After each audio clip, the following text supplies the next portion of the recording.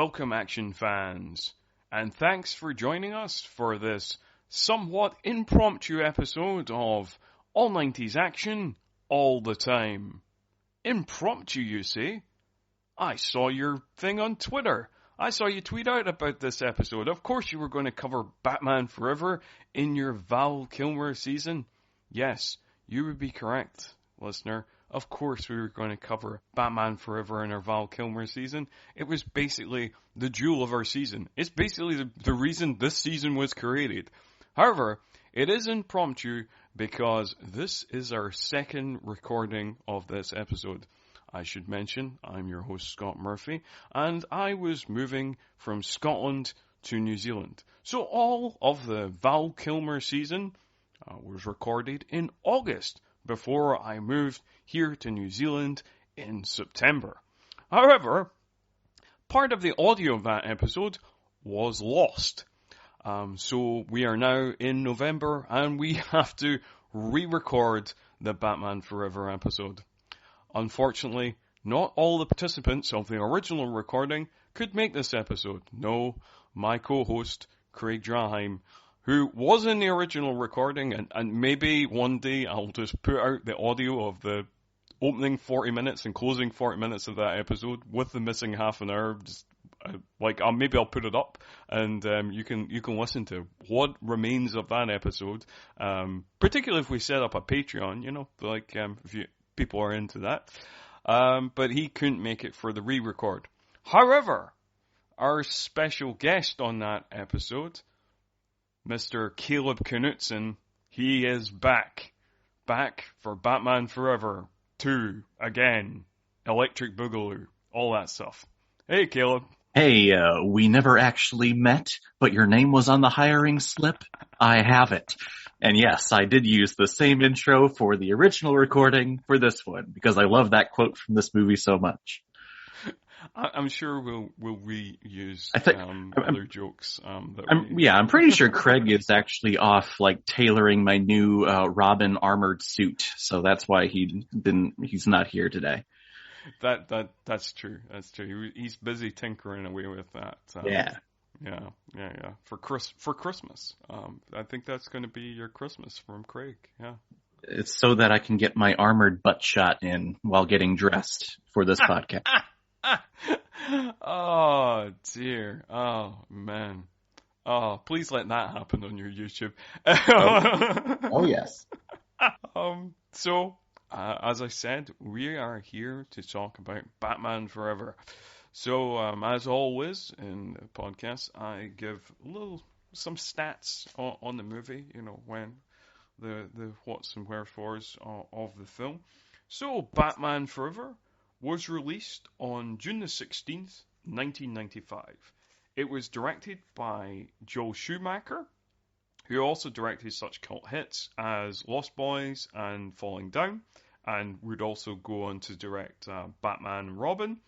It was written by Akiva Goldsman, who had previously worked with Schumacher on The Client, and would go on to win an Oscar for A Beautiful Mind, somewhat bafflingly. It was also written by Lee and Janet Scott Batchelor, who don't have that many kind of big movie credits, but their only real other big movie credit is the Paul W.S. Anderson film Pompeii.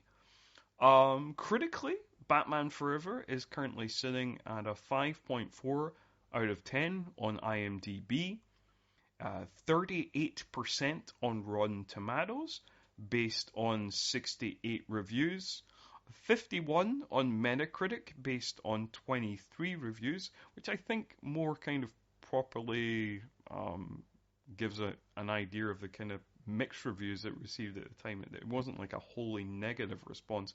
And it has a 2.4 on Letterboxd. So, even if you are repeating from the original recording, tell us a little bit about your relationship with the movie Batman Forever. Well, Batman Forever is really my first real experience in realizing that the movie theater is one awesome place to go to be entertained and to just look forward to going to. I had previously gone to see probably like a couple of Disney movies like Aladdin and Lion King before this. But I remember in 1995 looking at all of the promotion and like reading news articles and hearing about, Robin's going to be in the movie, and Robin was so important to me. I just love Robin. But yeah, going to the theater, this was the first movie that made me realize, like, oh my God, movie theater is awesome. And going to go see movies is a great thing to do. So the reason why I have this YouTube channel, the reason why I'm here talking with you is really because of this movie. Wow. So it really is a kind of pivotal film in your life. I mean, and also, I'm not going to go into my history with Batman because that would just take up, 5 hours. But Batman is my favorite character in all of literature and film. So there's that too. But yeah, this was the movie that started the whole loving of movies. Sweet. That's real cool. And yes, I think generally, I mean, obviously we're going to be talking about Batman, and often when you talk about Batman, you end up talking about other films or other media with Batman, whether it be the comics or the cartoons or whatever it may be. So we might touch on some of that, but we will try to refrain from touching too much on that because Batman is also my favorite comic book character, has been since I was a kid. I've read several Batman comics, graphic novels. Was a big fan of Batman, the animated series and the movies. And so, yes, that episode would be like 7 hours long, and I think people might get exhausted with them. Oh, yes. Oh, yes. And plus everything over at DC Comics is all just surrounded by Batman. They should just call it Batman Comics. So I don't know of one person that does not like Batman. So yeah, well, and of course, now that I've said that, you will get comments on this podcast like, I don't like Batman. Hey, did you hear? Hey guys, I don't like Batman. Did you see my comment? Yeah, no, there'll be people. There'll be people. There'll be people who are like purely Marvel people, where it's like Batman sucks. I'm all about Spider-Man. I only like Marvel. I will cut off that whole other comic book side because I'm only Marvel. And the same thing the other way. I only do DC. Doesn't make it sense. We could do it all. Yeah. Yeah, I know. It's weird. It's like I'm such a 90s kid, but I'm like, it's like you can listen to Nirvana and Pearl Jam or Oasis and Blur. It's fine. It's fine. It doesn't have to be. Not everything has to be a war. It doesn't have to be black and white. It's all out there equally for everyone to consume the same way. I mean, here's our wrestling reference. If you're in the 90s, yeah. WCW and WWF at the time. So there you go. You could watch them both. Well, I guess technically no, because they were both on Monday night at the same time. You could watch them on alternate on commercial breaks. Yes. If you wanted to, 1 week you could watch Raw, and the next week you could watch Nitro. This is very 90s. Well, very there you go. Because not. Yeah. Yeah, very much not everybody. You don't have to choose. You could. I mean, at the time you could have watched ECW as well, and that's fine. It's okay. Until they align together to try to take down Vince McMahon, right? Yeah. Boy, we're getting really off topic here. This is Batman. We're getting this is Batman forever. We're getting mad off topic. It's yes. But yeah, I mean, now don't bother with WWE. After that Saudi Arabia deal, whatever. Don't bother with them. It's going downhill anyway. Just watch AEW. That's much better, to be honest.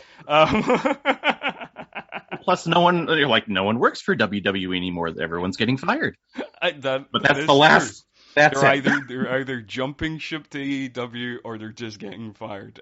It's a mad time in wrestling. But this is not a wrestling podcast. It's We're not. getting up. I'm sorry.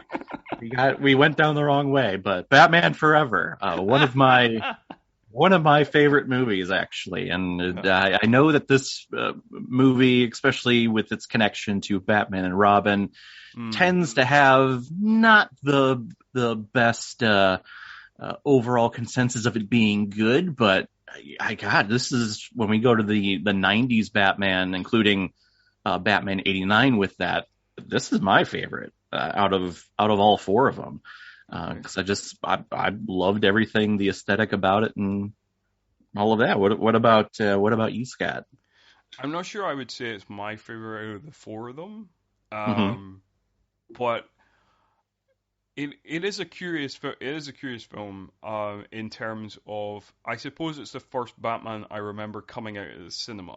Now, so it came out in '95, so I would be not quite 10 when it came out. So I was slightly too young to remember.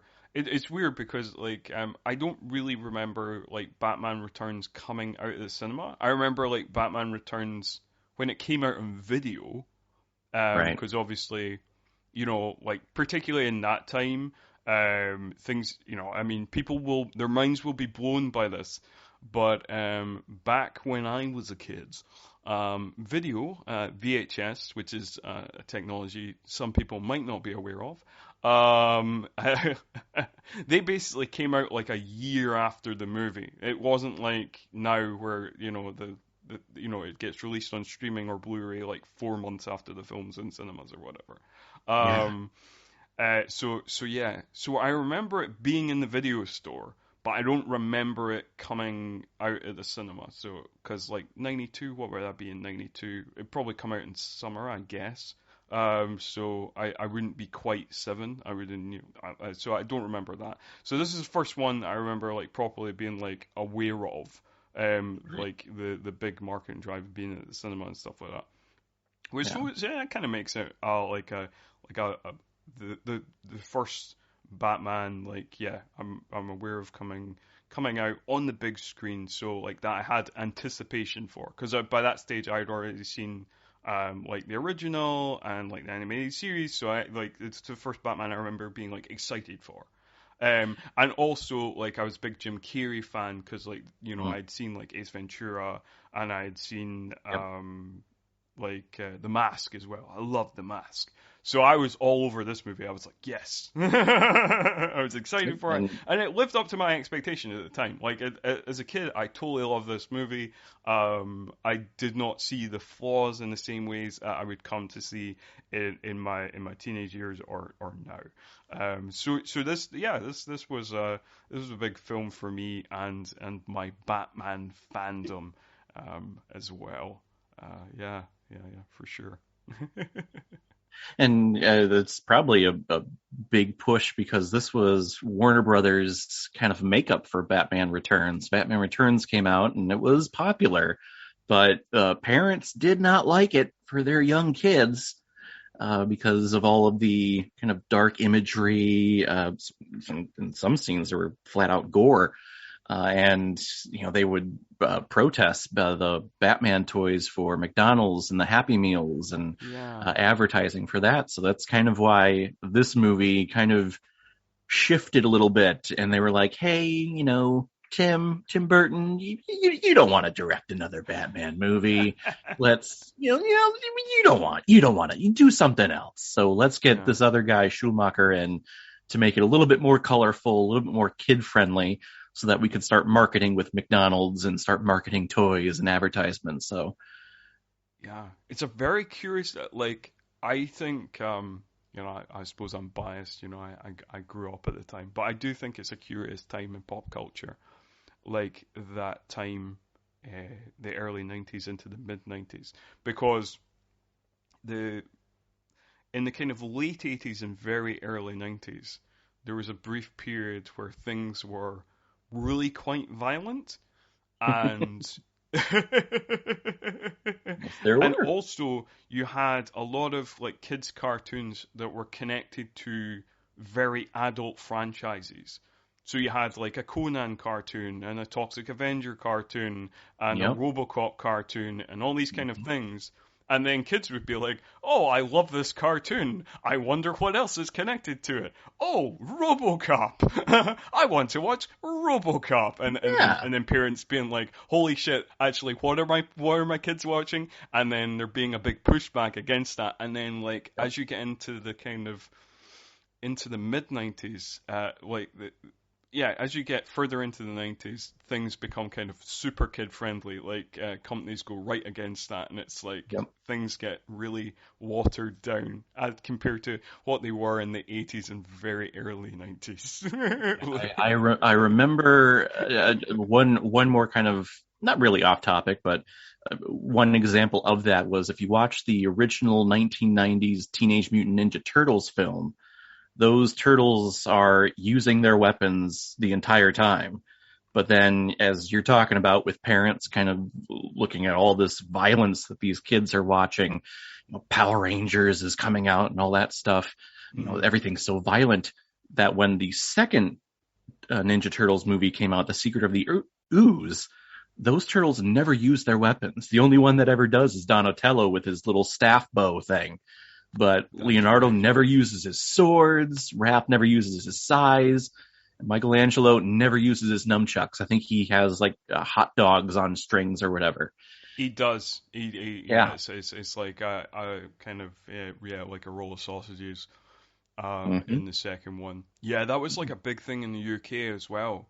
Like particularly the nunchucks. People seem to be like I remember as a kid, like, it was like, like nunchucks. Like I can't remember if that's when nunchucks became illegal, but like but it Legal. was like Oh, it was a big thing in the UK as well. Where it's wow. like You guys are putting on laws of nunchucks and we still have gun problems over here. Wow. You have laws on nunchucks. And wow, not to get political over here, but Joe Schmo, who had like a 16 on his IQ test, can go to Walmart and buy a 9 millimeter. yeah. Awesome. I love this country. Okay.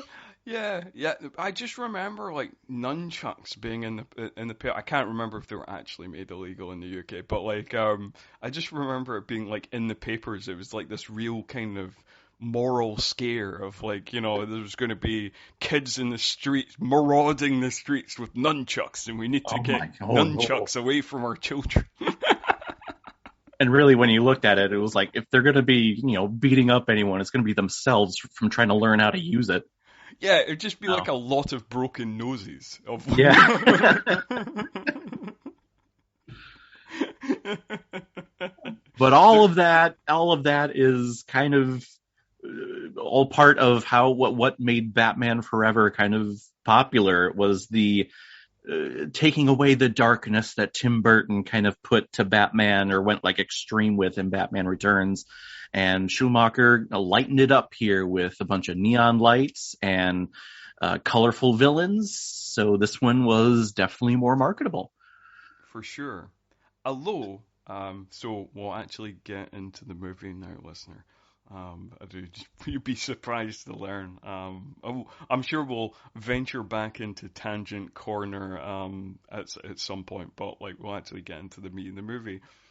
However, you say that the movie does have something of a kind of schizophrenic tone throughout, and the very opening scene after the flashy 3D credits really kind of gets to the heart of that Mm-hmm. because you have this scene of Val Kilmer very moodily and very in a very badass way suiting up as Batman, and then we cut to him going to the car and Alfred being like, would you like a sandwich with that, sir? And him saying, no, I'll get drive-through. And so like at the exact same time as it's being kind of like moody and broody, and then it just finishes on a gag, and that kind of happens throughout the movie. of just being like, we're colorful and we're wacky, and also we're deep and dark and psychological, and we're not quite And sure what's going on. I remember seeing that scene in the theater and kind of, even back then, kind of tilting my head going like, oh, that's weird for Batman to say, because I remember seeing that part in McDonald's commercials. Like they were selling, actually, I'm drinking out of my Robin McDonald's cup from Batman Forever right now. But they were selling, Happy Meals in these cups. And I remember that part of Michael Goff's Alfred saying, can I persuade you to take a sandwich with you, sir? And seeing that in the movie, I was like, oh, okay, cool, interesting. And what do you think of Michael Goff as Alfred, kind of just in general? I had recently watched Batman and Robin, just kind of thinking about him, like, God, he was the Alfred that I grew up with, and I like Michael Caine, and I'm sure Andy Serkis is going to be great in the Batman next year, but Sure. Michael Goff is always going to be that Alfred for me. Michael Goff, yeah, this is an interesting thing. Like, if you put a gun to my head and said like, what's your favorite Batman movie? I'd say like The Dark Knight is definitely The Dark Knight. Yeah. But like if you did the same thing and said, what's your favorite Alfred? Yeah. Like like Michael Goff like made such an impression on me as a kid Yeah. that like he'll always be Alfred to me. And like that kind of very dry, very kind of deadpan kind of, because he does that throughout, even the quote unquote darker Barton ones. He is quite quippy, and he's quite he has like this kind of dry, laconic sense of humor, and he has this kind of like eye roll type thing to him, where he's just kind of like, yeah, whatever. I don't know. Yeah, he just is, having seen like Michael Caine's Alfred and Jeremy Irons' Alfred, and like I'm sure Andy Serkis will, like you say, would be great, because I like all three of those actors, and I like them at, like I like two of those ones as Alfred. I've not obviously seen Andy Serkis as Alfred yet, Of course. but yeah, but I It think always, he just really took the role and made it his own, and I don't think I'll ever really see anybody else as Alfred. Even like, even because I'd seen the '60s Batman as well, and yeah, he'll always be Alfred to me. Michael. I liked this version of Alfred because he was always fully behind the Batman project. Like there was never a moment where he was like, nope, like what are you doing? Which is, you get great scenes like in The Dark Knight or Batman Begins, or hell, even with Jeremy Irons and Batman v Superman, of him being like, oh well, you're kind of overstepping your bounds, or you're kind of going too far, or you need to take a rest. Michael Goff in all four of these movies is kind of always there, being like, we're behind this project here. This Batman thing is a good thing for you. Yeah, I think like kind of comparing and contrasting, there's like it's a different relationship, I think. Like Jeremy Irons and Michael Caine are almost like a stern father trying to point their son in the right direction. Whereas Michael Goff is a kind of kindly grandfather who kind of ruffles his hair and then goes, "You little scamp, here's a sandwich." Like it's a different relationship. Yeah, kind of just like that. Yeah, that grandpa who's always like, "Yeah, let's do this thing behind your dad's back." Exactly. Because your father won't allow it, but I will. Yeah, I like that. Yeah, but yeah, so Batman gets his sandwich and he's going off to the Bank of Gotham, or Gotham Bank, because it's the second anniversary of the second time Batman captured the villainous Two-Face, played by Tommy Lee Jones of the Fugitive fame at this time, I guess. Yeah, I can't remember if he won the Oscar, but he was certainly like nominated, and like this is when kind of Tommy Lee Jones was like a big deal, like because obviously he'd been acting for a long time, but I think The Fugitive was like his real kind of major, like, oh, Tommy Lee Jones is in like the big leagues now, and then obviously this film and then Men in Black really cemented that, of like him kind of being kind of more A-list. Yeah. And you'll listener, you will hear me kind of throughout this podcast, because the big thing about Batman Forever, at least nowadays in social media, the social media sphere, is that there is this crying out for the Schumacher cut, the director cut, the hidden director cut of this movie. The whole release the blank cut made popular by the Snyder cut movement over the last several years, and finally getting that version of Justice League early on in 2021. But here I actually have the film comic adaptation of Batman Forever that actually does follow the Schumacher cut, or at least the kind of the plot outline of what that movie would have looked like. So kind of Schumacher cut alert here. This movie was actually not supposed to start the way that all of us have seen it, with this whole bank heist with Batman confronting Two-Face. The movie was actually supposed to start later on with our introduction to Edward Nygma and Bruce Wayne meeting him, which we'll talk about here in a couple minutes.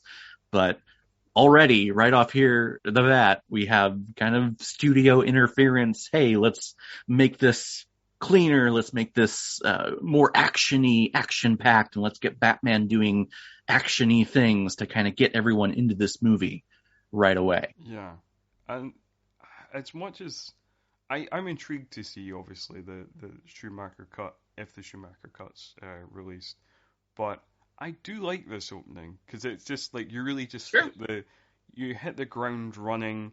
You get right into this action sequence, and there's some fun beats in the action sequence that, again, kind of sets the tone of what this movie is. I mean, obviously, the Schumacher cut seems like it has a slightly different tone, but, you get Batman, after a lift is being shot up, an elevator, sorry for our American listeners, is being shot up by a bunch of goons. He obviously isn't in the elevator, he jumps out, he has this swinging kick, and then he's beating up the bad guys, and then there is a series of what I can only say are comedy electrocutions with full kind of sound effects. Yep. It's one of those moments in the theater, even as a kid, I was like, why are they making the sound? But okay, funny, let's go. It is kind of even as a kid, you're like, oh, that's you recognize that as something that's kind of silly and cartoony. Yeah. Yeah, and it's as this movie goes along with this opening battle, the fight scene with those sound effects and the neon lights of Gotham, which is totally different from what we saw in Tim Burton's Batman Returns, and hell, even the Batman '89 film, where everything is very gothic. We have a lot of blacks and we have a lot of whites and a lot of, just kind of in between gray colors. Here, there is oranges, there's yellows, there's purples, there's greens. It's like whoever was mayor of Gotham at the time was like, I want everything neon, folks. No more of this Tim Burton Gotham stuff. But and all of that is kind of setting the tone of this is like a perfect melding of the 1960s Batman TV series with Adam West, Burt Ward, when Jim Carrey comes in a couple of minutes with his kind of Frank Gorshin-like performance of the Riddler. It's a perfect melding of that style with the Tim Burton style and the aesthetic of the Batman suit and kind of the Gotham aesthetic of these big statue-like buildings. So with those cartoonish sound effects, I'm getting the sense that, okay, we're combining things here. We're combining styles, and I like it. We definitely are combining things.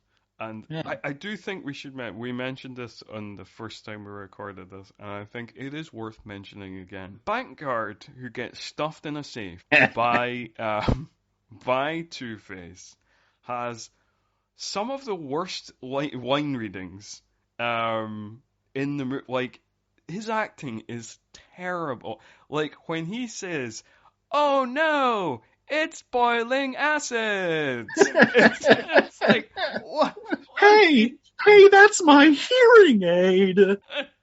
It's like, I get that, like, some of the actors were probably directed to kind of, like, ham it up, it's kind of comical tone, like, we want, this is what we're kind of going for. But this guy took that ball and really ran with it in the worst way.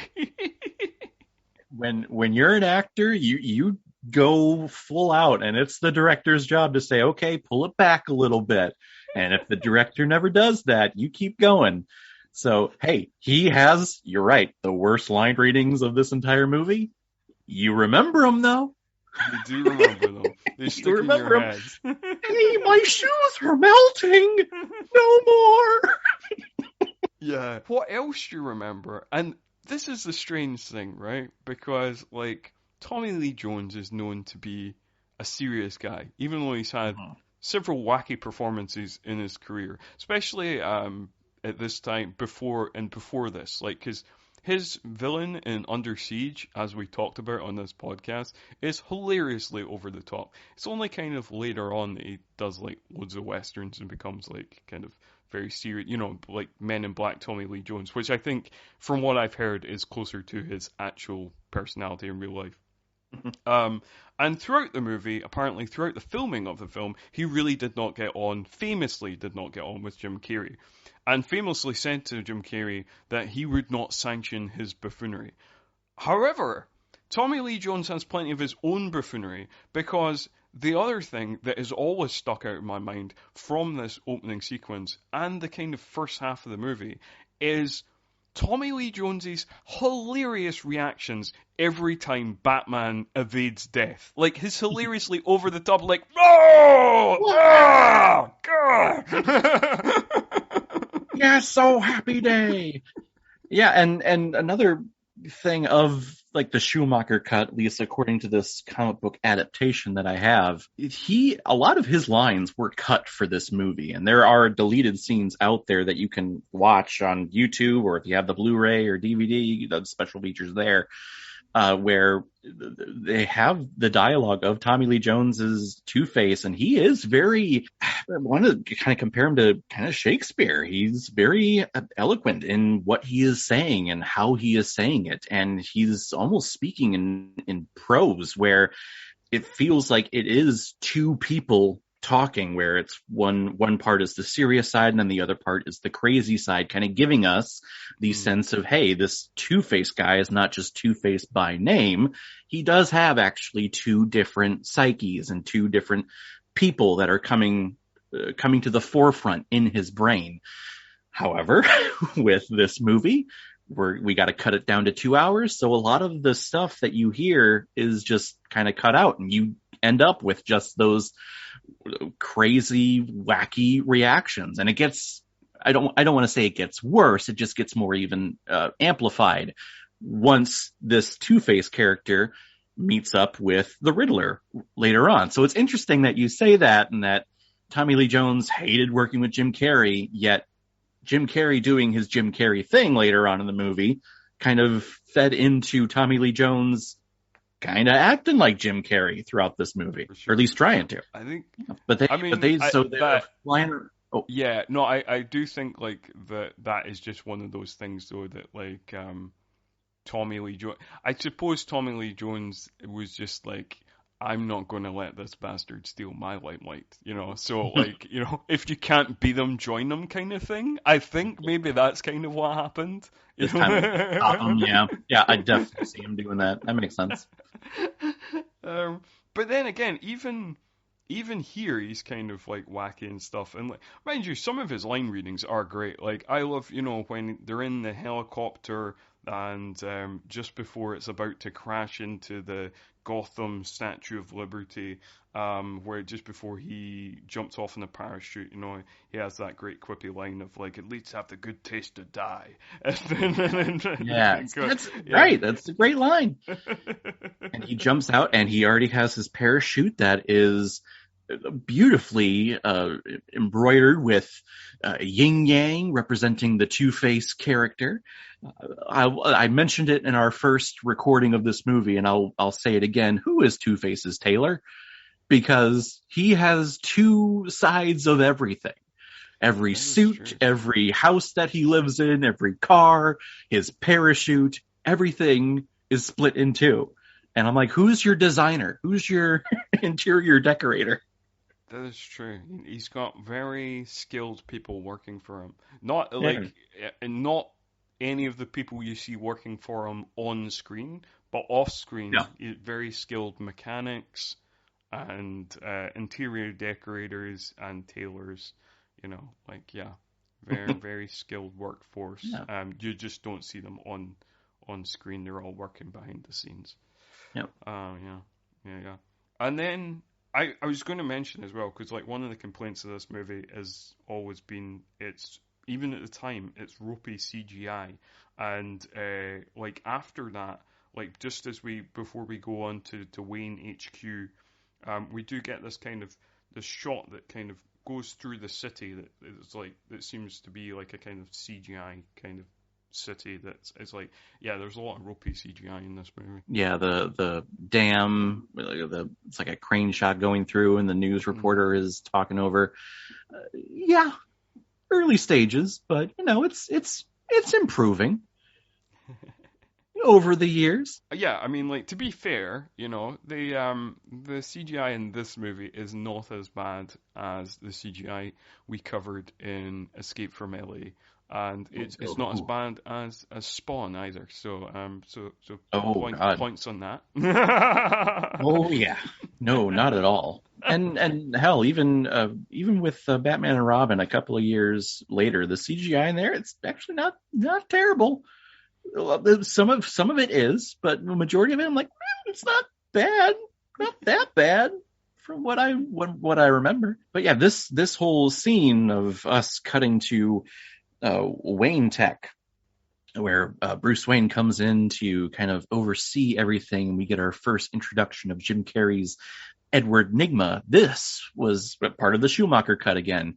This was actually supposed to be the very first scene of this movie, so we just get the introduction of these people without the masks on, or at least the rubber masks on at first. And then when Bruce Wayne goes to his desk and says, lock, desk, and chair, and he goes through the tube and he's talking with Alfred, getting the suit ready, that was him getting ready to go off to Two-Face.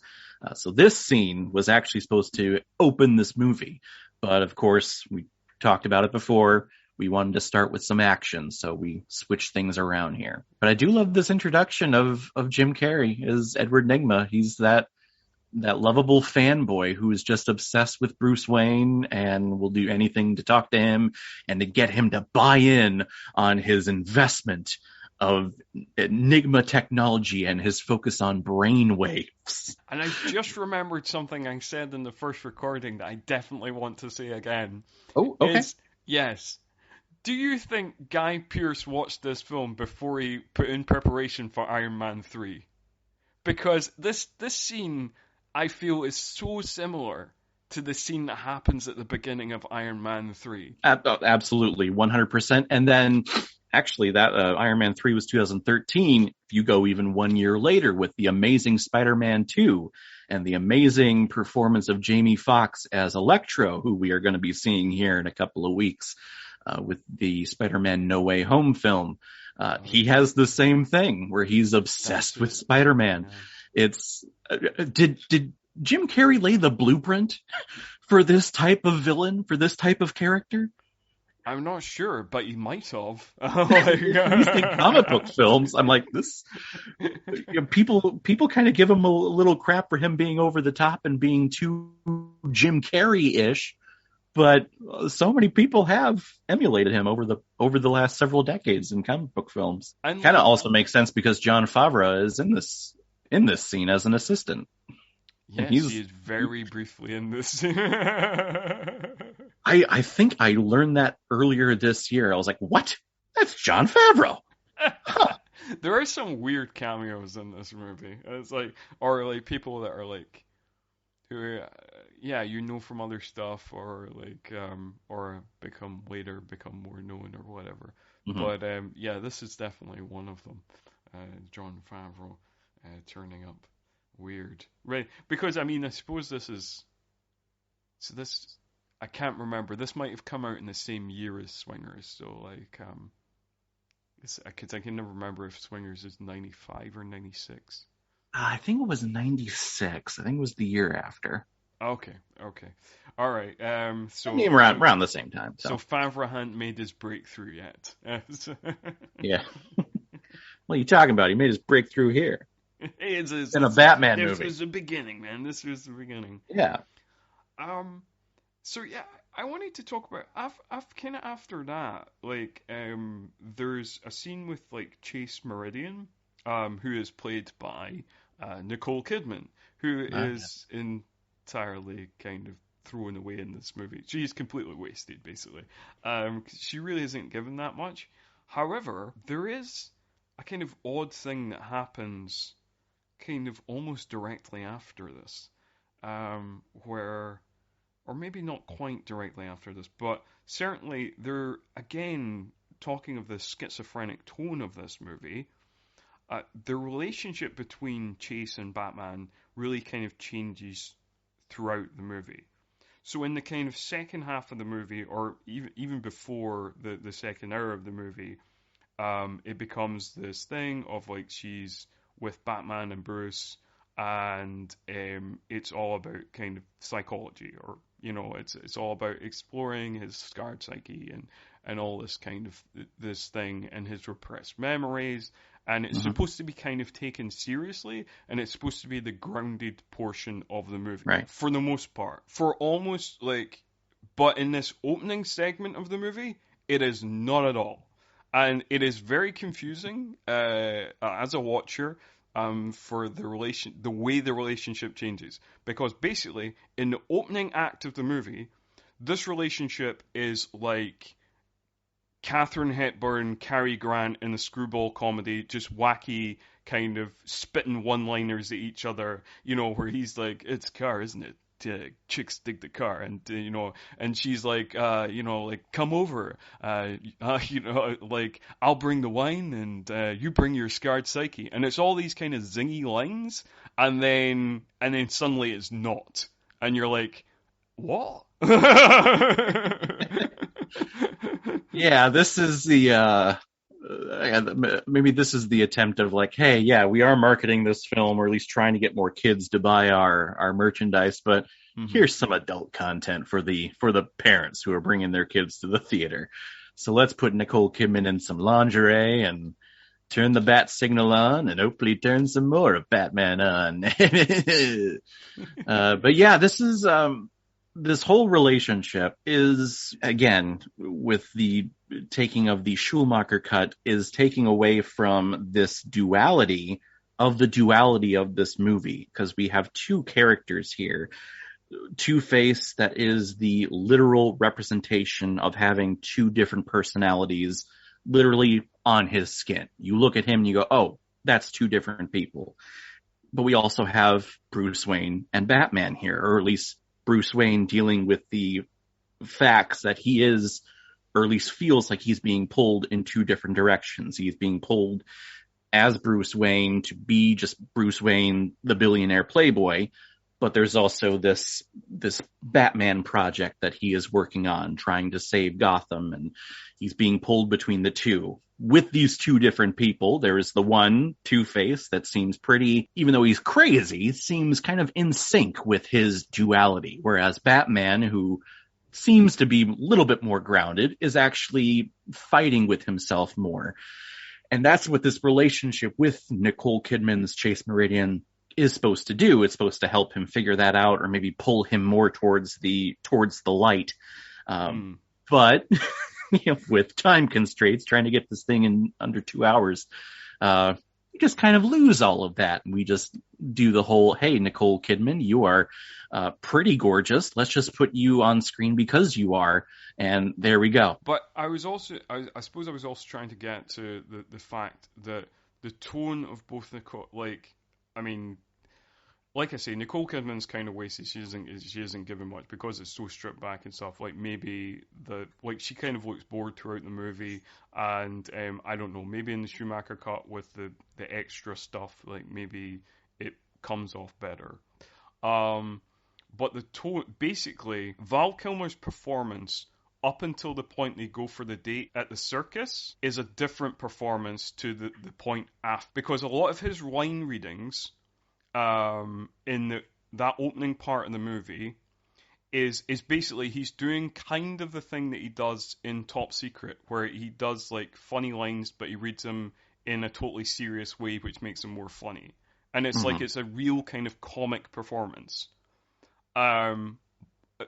Basically, up until after the first meeting at the psychiatrist's office, like after he knocks down the comically giant door and like he's still doing the comic performance. Post that point, his performance becomes like broody and like, you know, all kind of tortured psyche. And like he has some funny lines, but he's not doing the kind of parodic performance that he's doing in the kind of opening half hour of so it's I basically think he does two different performances in the opening half hour and the you know, preceding hour and a half. There's two totally different performances there for me. Yeah, and I think I had always attributed to having Bruce see the death of the Graysons in the circus, and to kind of taking in Dick Grayson to be that kind of shift for him. It kind of sounds like you're feeling it actually just before the circus. To me, I always felt it after, and that's when he becomes brooding and he starts talking about the red book, the diary that was lost. So, I mean, it's just to have him kind of start revisiting the death of his parents again, which, gosh, everyone just loves talking about in Batman films, and of how sick they are of it. There's so many podcasts of reviews on Batman Begins and Batman v Superman, and hell, even this movie and Batman '89. I'm like, I'm tired of seeing the pearls drop. I don't want to see the pearls anymore. Stop giving us the origin story. And I'm like, this is Batman. You got to give us the reason why Batman is going here. Yeah. I get it. I get it for sure. Yeah. But yeah, he knocks over the the comically large apartment door or office door, wherever she's living there, and invites her to the circus. And we also have our little cut-in scene of Enigma killing his boss and figuring out that his brainwaves machine works, because that's to quote this movie, that's the technical term, brainwaves, right? Brainwaves, yeah, it's brainwaves. It's scientific. It's the scientific term. This film's very keen on scientific terms. Yeah. So like, and yes, I suppose we should mention that a little bit, because like this is one of the scenes that always stuck out to me and has always been emblazoned in my mind since I was a kid, since I first saw it. Like, you know, I suppose I've seen this movie a bunch of times, but one of the scenes that I can always recall, you know, even if I like forget other scenes, is like Jim Carrey's song and dance number, when he's testing out the invention, you know, he's, you know, sucking out your brain waves. You know, like... doing a big and yep. It's always stood out to me too. Really, anything that Jim Carrey did in these early '90s years, it was just embedded into my brain. So yeah, if he's doing Jim Carrey, yep, I'm paying attention. But we also get the kind of serious side of Enigma and how sick of a person he is with how he kills his boss. He's just figuring out it works, and then just shocks him out the window and says, "Red babe, you're fired," or should I say terminated? Yes, he's a stone cold killer now. Yeah. Which is, again, something of a turn, like, because he, you know, in that opening scene, he doesn't seem like, he seems mad, but he doesn't seem like he would be quite so au fait with like just bumping somebody off like that. That he, you know, this initial kill might have been more of a struggle for him. But nope, we just get straight into him being a supervillain. So that's all. He's the villain. That's right. This is a comic book movie, and he needs to be. And we did two villains in Batman Returns, so we need to do two villains in this movie at least. Yeah. Do you know what? Talking about things that stood out to me as a kid, another thing that stood out to me as a kid is when Two-Face enters the circus and like takes over and starts Yeah. shooting the place up and stuff like that. And he's like, one of you pasty-faced fools has to be Batman, it's probably one of you in the crowd or whatever. Um, I can't remember the exact line, but it's something like that. And then Val Kilmer tries to say, "I'm Batman," and but he can't.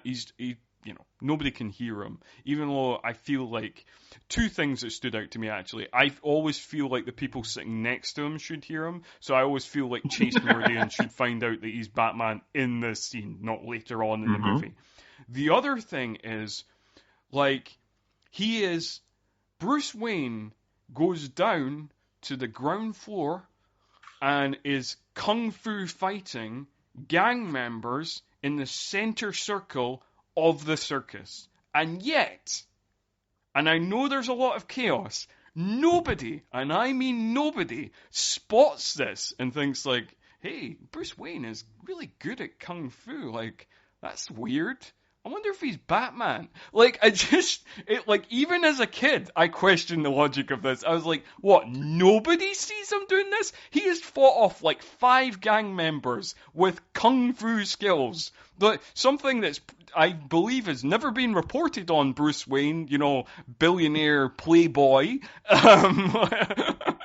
And not even just that, he also rappels in, like he kind of climbs the scaffolding, takes out the guys on the big drums that they're banging, and then he swings in and takes out and starts doing the kung fu stuff. So it's like, come on, guys. Yeah, even as a kid, I remember that moment when he stood up and said, "Harvey, I am Batman." And I'm like, dude, no, what are you doing? You don't do that. You're Bruce Wayne. You don't reveal your true identity. Exactly. Yeah. But I also love the circus scene, because this is what I was waiting for.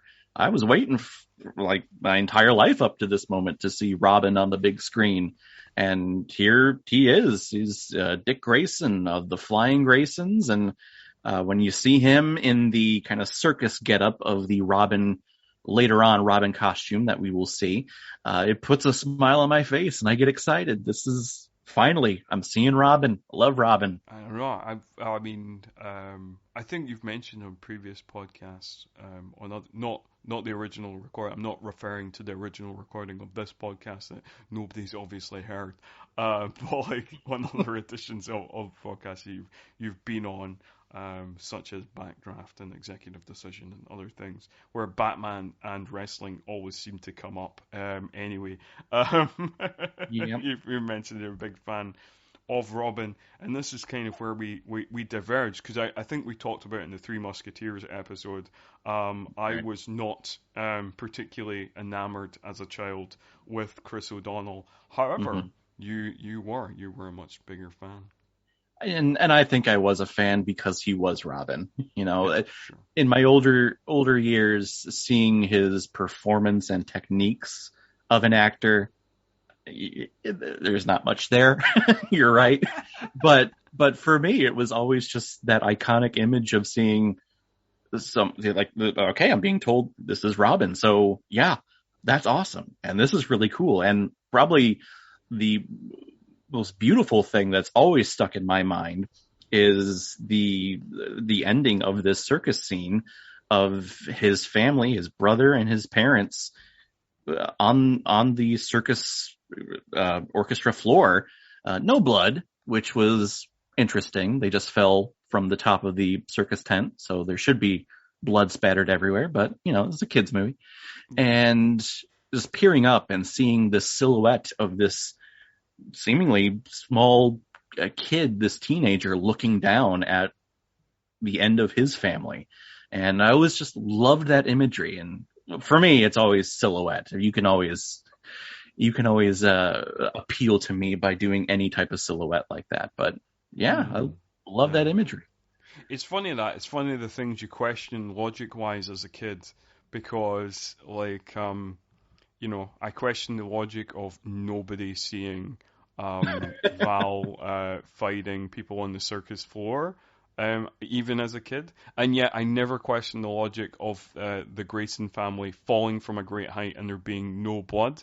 Probably because I had already seen like other Batman films, and I'd seen like James Bond films that are good for that, and like watched like things like the A-Team and stuff like that, where people get blown up, shot to bits, no blood, like. So I'd seen that enough that I'd never questioned the logic of that. I've just been like, oh yeah, that's what happens in the movies. Kids so desensitized. Yep. Just violent things happen, and nothing really much happens. But then, so his family dies, and Police Commissioner Gordon, played by the amazing Pat Hingle, I believe is his name. Yeah, yep, Pat Hingle, yeah. Comes to Wayne Manor and says, "Hey, Bruce, we need you to take him in because he's got nobody." And even just watching it recently for this podcast, I go, what about him says that he is not 18 and he can take care of himself legally as an adult? Why does someone have to take him in? This is an interesting thing. So, looking up on IMDb, Chris O'Donnell was born in 1970. So even if this film was filmed in 1994, he would be 24.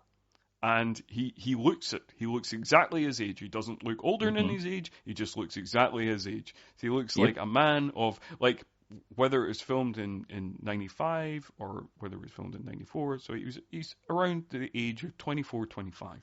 And that's kind of what he looks. And yeah, it's very confusing. Because you're like, I mean, the state doesn't need to take care of him. He is clearly an adult by any standard. and they try to make him appear younger by making him seem shorter than Val Kilmer, even like as Robin with Batman and also as Dick with Bruce. They kind of bring him down and bring him shorter. I don't know if they put Val Kilmer on a platform. I know for some of the promotional posters, when it was just Batman and Robin kind of standing like back to back, they have Batman more on a pedestal to make him appear taller. So I don't know if they were trying to make him appear younger, but just looking at him like, no, he is not under 18. He can write off and do whatever he wants. I don't know why he needs to be here. But I do love Michael Goff's Alfred trying to persuade him to stay after Bruce is showing him all the motorcycles and like, hey, look how cool it is to be here. And Michael Goff comes in and he's like, oh, well, I have this sandwich and milk, but I'll just give it to the dogs. Maybe they're hungry.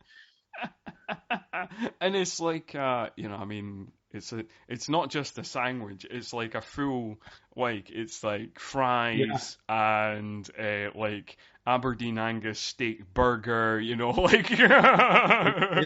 It's elegant drive-through, actually, is what he got. What's that? No, he got elegant drive-through. Yeah, it's awesome. Oh. When he got drive-through. When he got drive-through. Yeah. From one of the many, many fast food chains that you have. Yep. We love it here in America. In the UK. Although I found out, this is a very brief tangent. We'll get back to the movie very, very soon.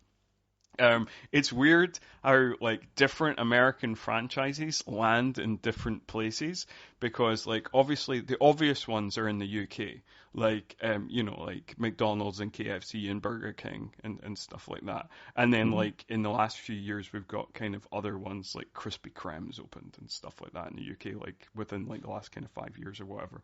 But coming to New Zealand has Wendy's, and that doesn't exist in the UK. Oh, and I was like, oh, okay. Your first experience with Wendy's, interesting. I've not tried it yet. I've not tried it yet. I don't know if Wendy's is any good or anything. But yeah, it was pretty terrible. Like a year ago when I tried it, we just tried it again actually recently. Okay. And I was like, okay, maybe it was just a bad batch last year, but The fries this time, okay, they were pretty good. Interesting. Okay. Okay. Wendy's is a little hit and miss. So, well, at least here in the States, I don't know what it is in New Zealand, but I don't know. Haven't tried it, but like I was just amused that like yeah, different American franchises just pop up in different places in the world. I also like the last thing on American franchises. I remember within the last kind of 3 or 4 years, I had like a couple of American friends who were like, when Taco Bell opened in Glasgow, they were like, we should definitely go to Taco Bell. And I was like, is it any good? And they were like, no, but it's Taco Bell. You know, like, you gotta go to Taco Bell. And I'm like, what, why? If it's not that good? And it's just like, yeah, but it's Taco Bell. And I'm like, yeah, stop saying that. Like, what was going on? No, because that's what we do here. It's not good in the States, but it's Taco Bell. It's open late. It's really cheap, so you do it. Yeah, but yes, that's what everybody says about Taco Bell. It's so confusing to me. I've been like, yeah, it's you know. Plus they're going to win the franchise wars in a couple of years. So. Oh yeah, okay. Oh, yeah, that's right. Yeah, based on the prophecies of Demolition Man, which will all come true. Like half of them already have. So yeah. A bunch of them have. So all of them obviously will follow after. Yeah. So Dick is now living at Wayne Manor and is telling Alfred the story about how he saved his brother from a loose wire and is showing him the Robin helmet, and which always confused me looking at that Robin helmet. I love the story and I love the reasoning behind it. Like, he flew out like a Robin to save his brother. That's why he has the nickname of Robin. But looking at that helmet, I'm like, that is not a robin. I live in Michigan, and our state bird is the robin. That's a cardinal. That is not a robin on that helmet. Well, that's true, because like I'm not an ornithologist. I don't know loads about birds.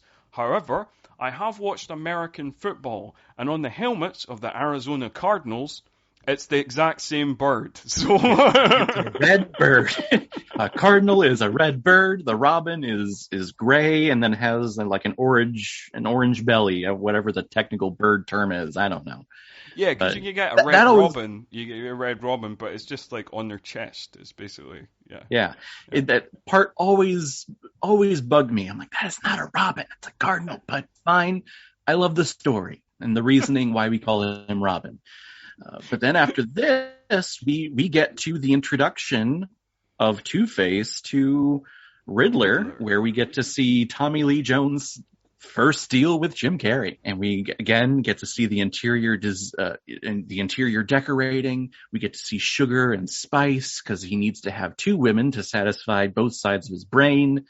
One side is all white and angelic, and the other side is all devilishly evil and spicy and red meaty. Yeah. Do you know what? Something I hadn't questioned up until this point, even the first time we recorded this. So, like, like a few months back, I rewatched this movie in August. And now, and we recorded an episode on it. Didn't think about it, and we're recording an episode on it, I guess. So, like, I've seen this movie several times, and obviously Sugar and Spice, the whole concept of Sugar and Spice is, one is, angelic and conservative, and, like, everything's very sweet and light and fluffy, and it's, the meal she serves him is like a healthy meal, and, the meal that Spice serves him is like is just basically just meat, just lots of meat, and then and like alcohol and more meat, and and all this kind of stuff, and it's all heavy metal and stuff. They both give him a cigarette, and I was like, that seems. Yep, and one is like a standard cigarette, and then the other one is like this black coated one. Yeah, exactly. But it's like why would Sugar give him a cigarette? Surely that's like everything else kind of is in line. Everything's soft and fluffy and nice and pretty and healthy. But they both give him a cigarette. I suppose it's just for that image of him having two cigarettes in his mouth. But like, I was like, that doesn't actually make any sense. It's Well, just something I picked up on this time watching it. well, and we didn't get those truth commercials until like the early 2000s. Like smoking was still okay in the 90s. That is very true. That is very true. Smoking was banned in pubs in the UK in 2006. So yeah, There you that's go. Yeah, and I think we followed kind of a couple of years after that, but yeah, in the 90s, no, smoking was still cool. no, So yeah, for him to do it twice, yeah. yeah. Smoking still cool in the 90s. Yeah. Yeah. I also love when the Riddler shows up. I've read articles of Jim Carrey just practicing in the mirror with his cane twirling. He would just twirl that thing so much that he could just do whatever he wanted on set. But I also love this costuming. One, because it's a great representation of Frank Gorshin's Riddler from the 60s television show. But I also love how it stays with the theme of if you wear a mask over your eyes, you always need to paint the blackness around your eyes. Whether you're Batman, whether you're Robin, or here you're the Riddler with this little domino mask, the little black around his eyes is makeup. It's just black paint that you need to apply yourself as the person. It's something that's always bugged me about Batman movies, of how it's like Batman always has the makeup underneath his eyelids. And it's something that I love about the trailers for the Batman movie that's coming out next year, is that they show him taking off his cowl and he still has the black circles around his eyes like Nicolas Cage did in Kick-Ass. I'm like, yes, thank you. I know it's there. And here, Jim Carrey is still continuing it with the aesthetic. Yeah, for sure. I don't know, like, yes, it would be fun to have those kind of cutscenes as they carefully apply the makeup around their eyes, because that's always funny. It's a bit like if you see like kind of. I know this will be my last wrestling reference. The like behind the scenes of like WrestleMania and stuff, and you see like the Undertaker, this giant man, like carefully applying the makeup around his eyes, you know, kind of black eyeliner, you know, like it's just dyeing his goatee. Yeah, because you think, you know, because you think, oh, it's a big corporation, probably they've got makeup people to do that. Nope, no, they don't. No. You know, I think the Legion of Doom applied their own face makeup. You know, it's not. Yep. I think they're all the makeup artists are only there for the women wrestlers. I don't think they're there for the guys. No, not at all. No. And actually, before we kind of just to reference back, we actually missed a car chase scene with the Batmobile and Two-Face's little goons, because after Dick comes to Wayne Manor, we start getting flashbacks of Bruce remembering the death of his parents, and he starts seeing this little red book on a desk, and that's part of his flashback. And this plays into a Schumacher cut situation here towards the end of the movie, but just wanted to bring it up. And do you remember anything or do you want to talk at all about the Batmobile chase? What do you think of the Batmobile design at all? I always quite liked the Batmobile design in this movie. It's one of my favorite designs. I think it was one of like the most popular ones. I believe I saw the Batmobile like on the Drew Carey show. I don't know if you had that in Scotland, but it's like this. It's kind of representing of like the ectoskeleton of a bat, where you kind of see the insides of the engine and the car and the vehicle. So I always liked this one. Now in Scotland, I don't remember. Drew, when I was a kid, the only thing I remember that I knew Drew Carey from was he was that guy who hosted Whose Line Is It Anyway? Right. Yeah, exactly. Exactly.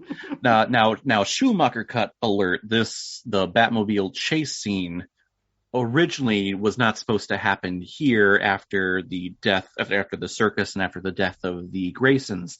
This car chase scene was supposed to happen after the lingerie scene with the bat signal with Chase Meridian and Batman, after he jumps off and gets into his car and says, "Huh, women," and drives off. Then this was supposed to lead into the Two-Face car chase scene. But again, Schumacher cut and studio interference. We're cutting and pasting and putting this later on at this point. So yeah, I think like that makes sense. It makes sense that I think the having that scene at that point in the movie actually makes more sense because this scene, this car chase scene, seems kind of plonked in. Like it makes narratively it makes more sense to be like he jumps in the car and then like this happens. Whereas Right. yeah, it just kind of comes out of left field that sequence before we get the meeting with Two-Face and the Riddler. I mean, it's a fun sequence, and again, I enjoy Tommy Lee Jones's over-the-top reaction of like, "Oh, Batman's not dead," even though I used this, when he fires the bazooka at him and then like misses the Batmobile because the Batmobile has weird sidey tire powers. Yep. So. Yeah, but it does kind of come out of nowhere because, and I think again it kind of ties into that thing of there's a lot of moments in this movie that feel like tonally jarring because we've had this like emotional beat of Batman Bruce Wayne makes this Freudian slip of when he says I killed them instead of he killed them.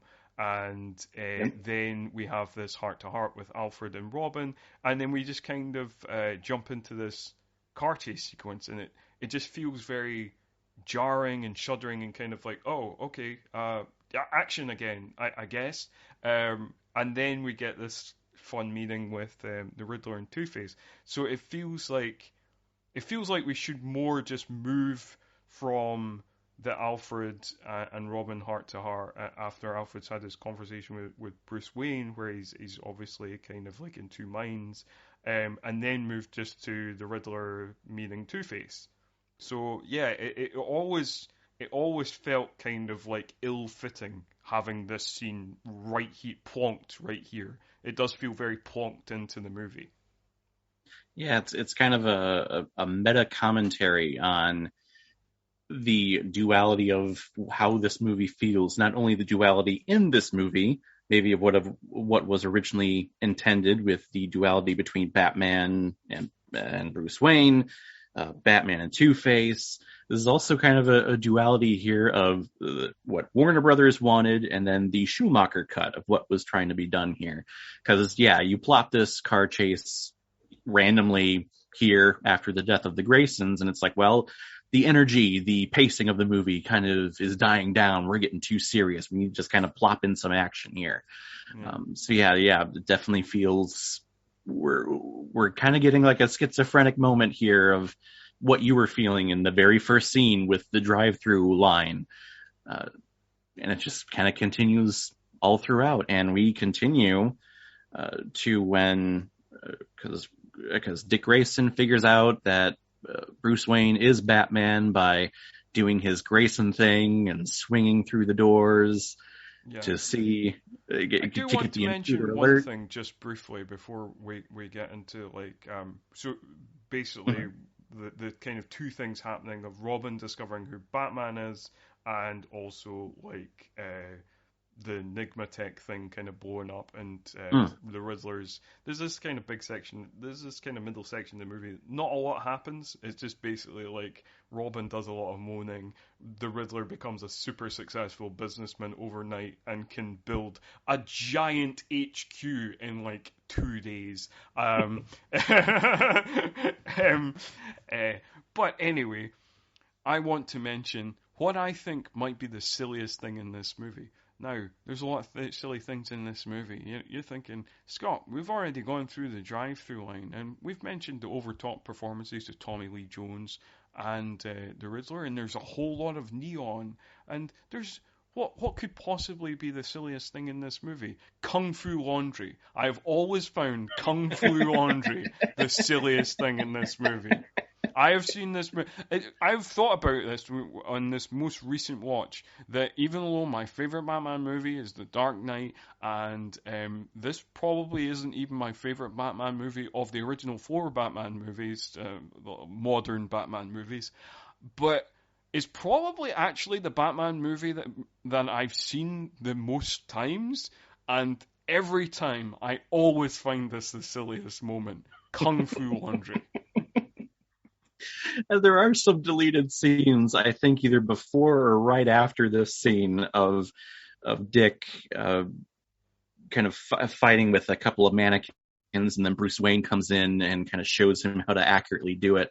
So we kind of get that father-son or partnership between the two. But I would be lying if I said that when I saw that in theaters that I did not immediately go home and try that myself with my clothes.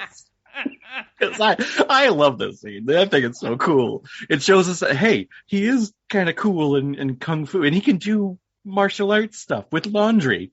So, of course, I'm going to buy him being Robin here in a couple of minutes. Also, he's also kind of a jerk by what he does. He is definitely a jerk. Did you ever question the fact that, like, before he does, like, his kind of gymnastic thing to get into the Batcave, so he's just in time to sneak through the door, just before he jumps over the stair banister, he says, "Now," and I'm always thought to myself, who is he saying that to? Is he just saying that to himself? Because that's kind of weird. I did think it was weird too. It's kind of you were talking about James Bond or referencing James Bond. It's like in those spy movies when you have like the scientific device that copies like a cell phone or whatever, and it's working and it copies and the bad guy walks away, and then you turn your phone around and the screen is showing like copy enabled or copy successful. It's kind of like that. It's like, we don't need that, but it's just there to tell the audience that, hey, it worked, or hey, I'm going now. But yeah, it's like, now. Oh, and one of the things that has always given me one of the biggest laughs in this movie is when Robin discovers the Batcave, goes off in a joyride in the Batmobile, and then Bruce is having a date with Chase Meridian. Yep. And Alfred calls him on his watch, modern technology, on his Apple Watch from his Apple Watch in 1995. 1995 Apple Watch.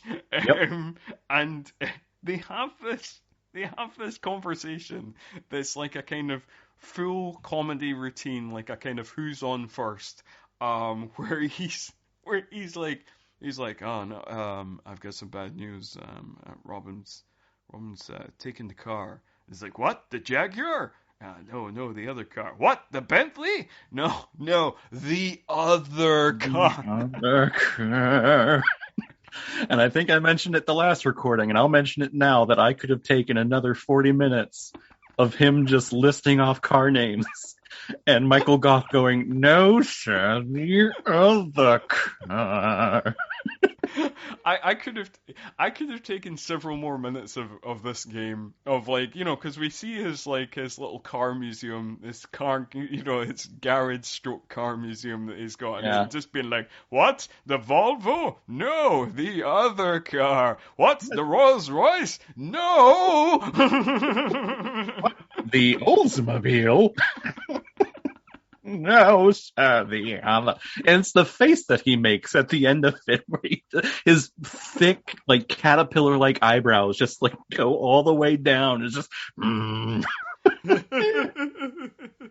a great moment. And then it kicks into a rock and roll song, and Dick Grayson is driving through the neon back alleyways of Gotham City. We should mention that rock and roll song is Smash 'Em Up, which is the Offspring doing a cover of the original Damned song. So a great pop punk band covering another great punk band. Yeah. And it's fair to mention that this movie has an amazing soundtrack. I think Kiss from a Rose won an Emmy. not an Emmy, but a Grammy. A Grammy, I think. Yeah, yeah. Yeah, Oh, yeah. No, this has a great soundtrack. yeah. And like a weird soundtrack as well, because like the soundtrack, obviously it's got like the big numbers that everybody remembers from this movie is the song from the two end credit songs, like Seal's Kiss from a Rose, and I can never remember the exact order of how this goes, but the U2 song, Hold Me, Kiss Me, Kill Me, Thrill Me, Yep. however the order of that goes. That's the two songs everybody remembers. But like, this has like a weirdly hip soundtrack where it's got like people on it that you would not expect to be on the soundtrack of a mainstream movie, like PG Harvey and Nick Cave and The Flaming Lips and Sunny Day Real Estate, and you're like, and Method Man, and you're Yeah, you know, it's pretty impressive, the collaboration and the compiling of all these different artists here. It's actually really cool. yeah, it's one of those great '90s soundtracks. Yeah, Yeah. but The Dick weird Grayson thing drives is, her. like, even though I've written totally different notes, I watched this the other night there, because I lost my notes for the original recording, so I watched the movie the other night there and wrote totally different notes. And so all my notes for the movie are totally different. I don't remember writing this any time for the first recording, but the one line that I think I wrote exactly the same in the first recording that I wrote this time was, Robin interrupts attempted rape by class of Newcomb High. I think in both times I wrote the exact same sentence. I think I remember you saying that before too. Yeah, yeah, and I don't know. Yeah, it's an attempted rape, and the reward for him to do so is a kiss on the lips, which I was like, I don't know if I would be in the state of mind to want to do that after being Yeah, attempted no, raped, but probably not. But no, this movie, but we gotta give Dick Grayson the cool line of, I could definitely get into this superhero gig. yeah, because it's all about picking up chick. Yeah, this movie's attitude towards women is not. I mean, it's the '90s. I'm sorry. We apologize for being the '90s, and Well, and I think you mentioned it the first recording that this movie is super horny. Yes, I did, like, because like everybody, like, if you do something macho, like, women just follow you. It's a bit like the Three Musketeers recording, like Exactly. the Three Musketeers episode. It's the exact same thing. If you do anything macho, women will just automatically fall at your feet and want to kiss you and get you into bed and all this sort of stuff. Then that happens throughout the movie, and yes. And there is a moment like when the Riddler is demoing the box to Two-Face, where to get the attention to call over the women, he like kind of has like a kind of wavy hand sign towards Spice, which is acceptable. You can do that. You could. He just whistles at Sugar like she's a dog, and yet she responds to that and doesn't go She like, comes over. "What That's the right. fuck? Stop! Get the fuck It's away so from me, you, you and misogynistic it's so dick." you. Yep. Yeah, she's just like, Yeah. okay, I will just come. I'll come bring over, you sure. You know, All I did today was interior decorate this one half of this apartment and Yeah. cook this huge ass boar. No, Yep. Spice cooked the huge ass boar. Sugar cooked something else that I can't actually Oh, remember. that's right. Oh, yeah, that was the other thing. Like, I was like, it's amazing that Tommy, Two-Face kept his figure if he's eating 2 giant dinners every day, But that's another mystery for another time. Yeah, maybe that's in the Schumacher cut. I don't know. I cannot confirm or deny that. But yeah, so Enigma and Two-Face, they go out, they start robbing, and they get super rich. As you said, Enigma is able to build his fortress and build his own empire, and we get to a releasing party of the new Enigmatech technology that is basically virtual reality, or it's basically 3D. For movie theaters, because that was a fun little piece of technology that we all remember. But here we get our next little. I love that people have tried to, since the 50s, have tried to get 3D off the ground, and yet people are like, actually, we like it for a while, but we're not really that into it. I just don't understand the appeal. It's like, well, things are jumping out at you. And I'm like, okay, but it's still 2D. It's not really there. I don't know. I will never understand. I know. Like, Hollywood tries to keep making it a thing. Like I say, it started. There was a small craze in the 50s. There was a small craze in the 80s, and then became big again around Avatar time, where every blockbuster had to be released in 3D for a couple of years, and then people were like, yeah, you know what? Like, it was cool in Avatar, but like, we don't actually give unless you actually film it in 3D, it just looks weird, and it gives us a headache, and like, we'd rather just watch a movie just as a movie. Thanks. Exactly. But that's what Jim Carrey is that's what Nigma is doing here. He's releasing Nigmatech, and Bruce Wayne tests it out, and he gets his kind of brain copied onto a liquid USB drive, whatever they have there. I always wondered what that was. I'm like, that's an interesting floppy disk, I guess, would have been the terminology back then. Yeah. But I also, what stands out before the whole Batman, Two-Face, goons fight scenes, I loved how when Bruce Wayne is talking with Nigma and they're kind of trying to one-up each other, Nigma pulls out his glasses and starts mimicking everything that Bruce is doing. even whispers over to Drew Barrymore. He's like, "How's my mole?" Yeah, looks fine. It's very funny. Yeah. It does feel like a very Ace Ventura move. That when he does that, like when he's doing the kind of mimicking. It's like, oh yeah, that feels very familiar. But probably the thing I remember the most about this entire scene is the entrance of Batman from the glass roof, and he lands on this champagne-like structure. And as he's coming down, we zoom in on Chase Meridian, who is like, oh God, Batman again. But right behind her is one of the best extras I have ever seen in a movie. He points up and yells, "Batman! Ah!" And I will never forget this guy. Because, like, yes, of all the line readings, that one right there. I love extras who make the most of their, like, if, extras who are, like, fiddling about in the background, or, if it's maybe just in a scene to like, die or something, and then it's like, you see them in the background of the scene still wriggling about 3 minutes later, or they just have, like, one line, but they're like, I'm going to make the most out of this one line. I love things like that. It's one of my favorite moments of this movie. Is just that great little the extras going for it and is earning every single cent of that line reading. Absolutely. Yeah. I would say, like, one of the most memorable, one of the things that I always remember as a kid, like with the Jim Carrey song, the dance number, is Jim Carrey's line right here, where he just looks to Tommy Lee Jones and he goes, your entrance was good, his was better. And it's just, I just always remember the way he says that, and like the kind of it's also one of those moments too where, like how you were with Bruce Wayne in the circus, of Bruce Wayne doing all the kung fu with all the henchmen, Nigma's over there just talking with Two-Face, the guy who's holding up this entire party, just chatting.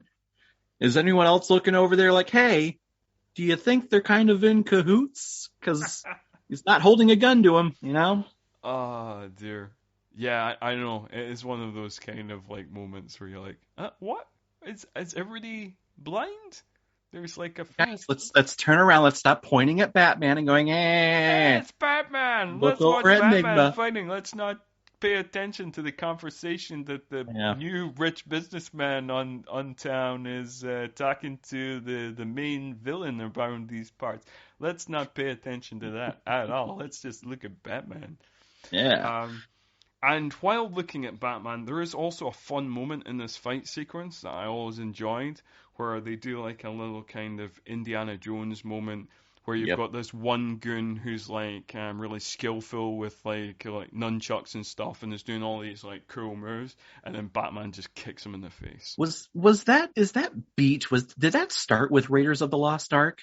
Because you mentioned Three Musketeers. That movie had that moment with Porthos the pirate on the ship, and it happened here, and it's happened in so many other action movies. I don't Did know. it Like start the with first Raiders? time I ever, yeah, I mean, obviously Raiders is 81, I want to say. 81, Uh, I want to say, yeah. so yeah, I believe that Raiders is the first one that like started that as like a trend of like the guy with the swords, and then like Indiana Jones just pulls out his gun and shoots him, Yeah. and yeah, I think that was what started it, and then like Okay. loads of action movies since then has imitated that beat because it's a fantastic beat and it gets a laugh every time. Like I laughed about it here, I laughed about it in Three Musketeers. Like if I see it in any other movie, It's going to get a laugh. Yep. yeah, exactly. It's a great gag. It's not improvised, but it was not supposed to happen because Harrison Ford, the day of shooting that scene, was supposed to do an action piece, but I don't know if he had food poisoning or the flu or something. Yeah, He just yeah, couldn't he do was it. ill. And then he's Yeah, just he like, was let me ill, just so shoot. they had to like, yeah, he had to do that on the fly.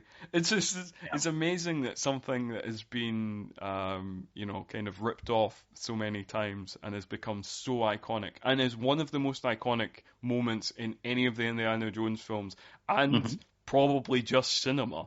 Right. It was just like an accident of like, yeah, he was ill that day, he couldn't do a full action sequence. So they were just like, what can we do instead? Oh, this would be a fun guy. Yeah, absolutely. And Batman jumps out of the building to go after Two-Face and gets down into like a little construction site where they're working on the roads. And again, Schumacher cut issue here. A lot of the Two-Face lines are cut.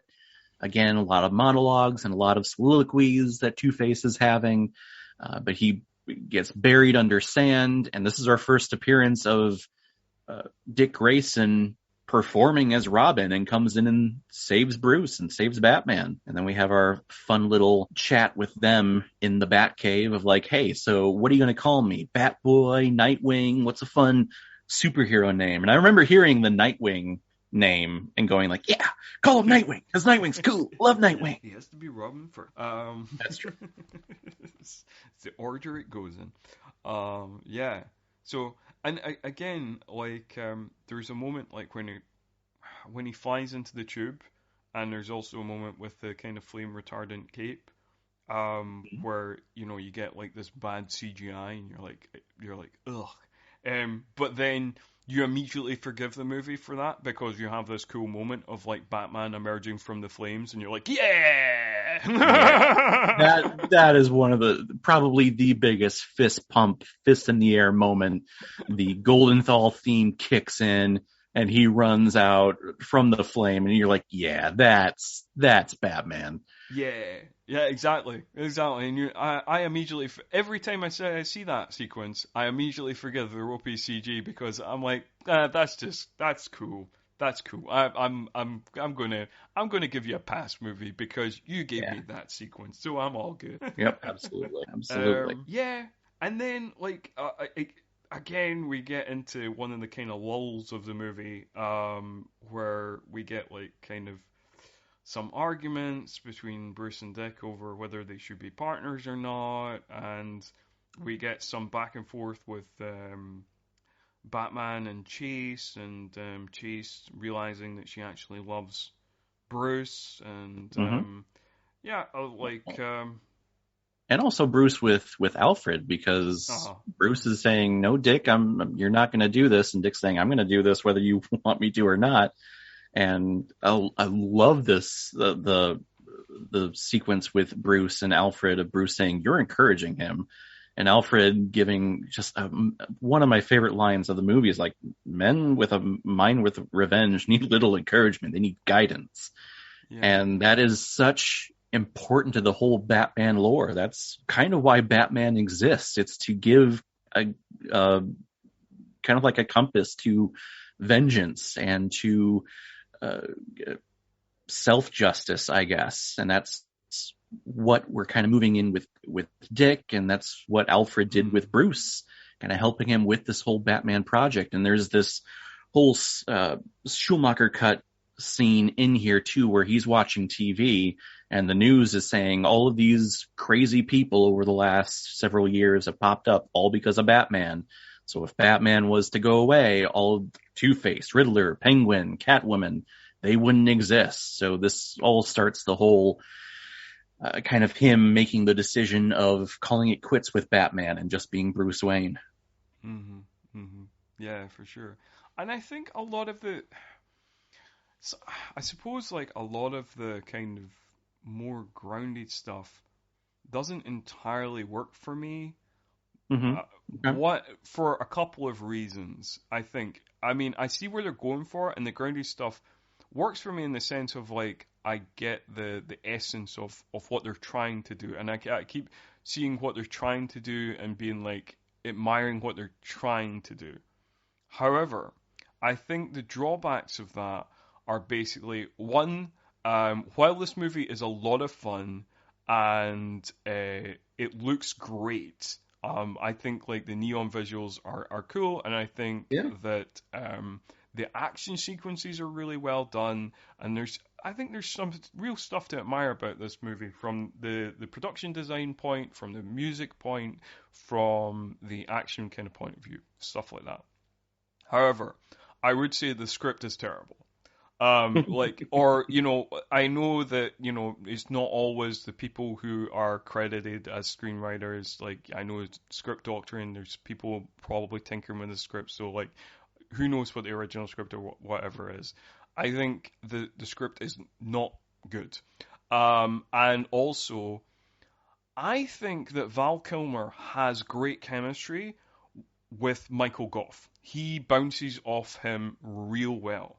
However, I don't think Val Kilmer has particularly good chemistry with either Chris O'Donnell or Nicole Kidman. I don't know if you view it differently, but I'm not. Yeah, they don't mesh brilliantly. And I mean, I've seen like Val Kilmer have amazing sexual chemistry with other kind of female co-leads or like love interest type characters. Like even this is kind of out chronologically, but you've got to remember most of the episodes were recorded in August, and this is now November. So the Saint, which will come out in a few weeks, he's got great sexual chemistry with Elizabeth Shue in that movie, but I don't think they have, or I think their chemistry is pretty good in the opening sequences, but when they try to do the like serious turn in the relationship, it just comes off as kind of bland. I think I buy his chemistry with Chase more as Batman than Bruce Wayne. Like when he's Batman, I feel it. Yeah. Mm-hmm. Yeah. And I would agree that the chemistry between Val Kilmer and Chris O'Donnell is not 100% there. I think really it for me is that Chris O'Donnell is just he's not a kid, and that's what Batman does. He sees like the lost young kid's soul because that's who he was. He's an orphan, so he looks for those young people who have a mind for vengeance or is angry at the world and tries to give them guidance. But here it's just like he's an adult. You don't need to do that. Not your responsibility. But yeah, I can see where you're coming from with their chemistry. But I definitely, because even when they have their last kiss, him as Batman and Chase, waiting naked in her bed because she scheduled the midnight rendezvous. I'm feeling beforehand. Right. She's scheduling it for midnight and she falls asleep. I'm like, oh, of course, why not? Typical. Typical. You've already been married for 10 years. Yeah. No, it's interesting that because, like you say, I would probably agree with that, and particularly in those opening exchanges in like the first half hour of the movie where Batman and like Chase have like a totally different relationship and they're doing the zingy line thing before everything becomes broody. Like I think that works kind of well enough. But yeah, with what's supposed to be the heart of the movie, like the Bruce Chase relationship, yeah, the chemistry, it's flat. It's very, very flat. It doesn't feel like these people like connecting, these kind of troubled people that like she's kind of this person who's attracted to dangerous dark men, and like she wants something different even though she's actually getting a dangerous dark man. And then he's struggling and he wants to find, they're both people like trying to find like real love, and they've just always had these kind of fiery passionate affairs or whatever. And like that's fine, and I get that, and like that's kind of a good central core idea of having that as the kind of heart of your story. But it just, when you actually see it on screen, it just comes off as kind of dull. And I think it's because it feels like they're both brooding. You know, obviously Bruce is brooding because he's having the flashbacks of his parents' death and the red journal on his dad's desk. But it also feels like Chase is brooding for some reason. And of course, we never find out because we don't dive into her character at all. She is an incredibly thinly sketched character that we don't really seem to care about, actually. But it does feel like they're both brooding in some way. So it kind of just, those scenes where they're together on Halloween night when Bruce is going to tell her who he really is and that he is Batman. They're just kind of sitting there talking very softly and talking very seriously with truths and secrets that they need to tell. Kind of just feels off. But him as Batman with Chase, it's the anatomically correct suit is why it's happening. She sees the nipples on him and she's like, "Yep, I'm in. Give that to me. That's my man." Yeah. But anyway, this love-in is obviously interrupted by action. We gotta have more action in this movie. So the Riddler and Two-Face pretend to be children trick-or-treating, which manages to fool Alfred, which Alfred has generally shown more intelligence in the movies, all three movies up to this point, than this scene. So, like, I always feel disappointed by Alfred in this scene. I'm like, really? Really? You really bought them with, like, their little masks, like, standing on their knees? Come on, Alfred. You're better than this. Well, I also feel bad. I remember watching it in the theaters and going, "Oh my God, did they just kill Alfred?" Because he's an old, fragile man, and they clock him like on the shoulder and the neck. I'm like, "Oh my God, is he okay? Did he break a hip falling over? Oh God!" But it is also fair. They go over to kids listening at home. He's okay. Yes, he is fine. But they go over to Wayne Manor because the little liquid USB port from the party. They find out that Bruce Wayne is actually Batman. Even though the only proof that they have is a giant flying bat on a screen, and they connect the dots like, oh, hey, he's a rich guy thinking about bats, so he must be Batman, which makes sense. And they have... But they show up and they start shooting up the place, and the Riddler, Jim Carrey, he does his Jim Carrey thing, and one of my favorite scenes, or at least the ones that are very memorable for me, is him destroying the Batcave with the pitching of the bat bombs and talking about the nature documentary and throwing the whole bag of bombs in the Batmobile. I love this scene. I don't know. It's you know what, Jim, you do you, and just go, and we'll film it. I also love this sequence, and again, it's also one of the sequences that always stood out in my head. And much like I loved the comedy electrocution sound effects we got at the start of the movie, I love the squeaky toy sound effects we get as he's throwing the bombs about in this sequence. We get the baseball theme. We get the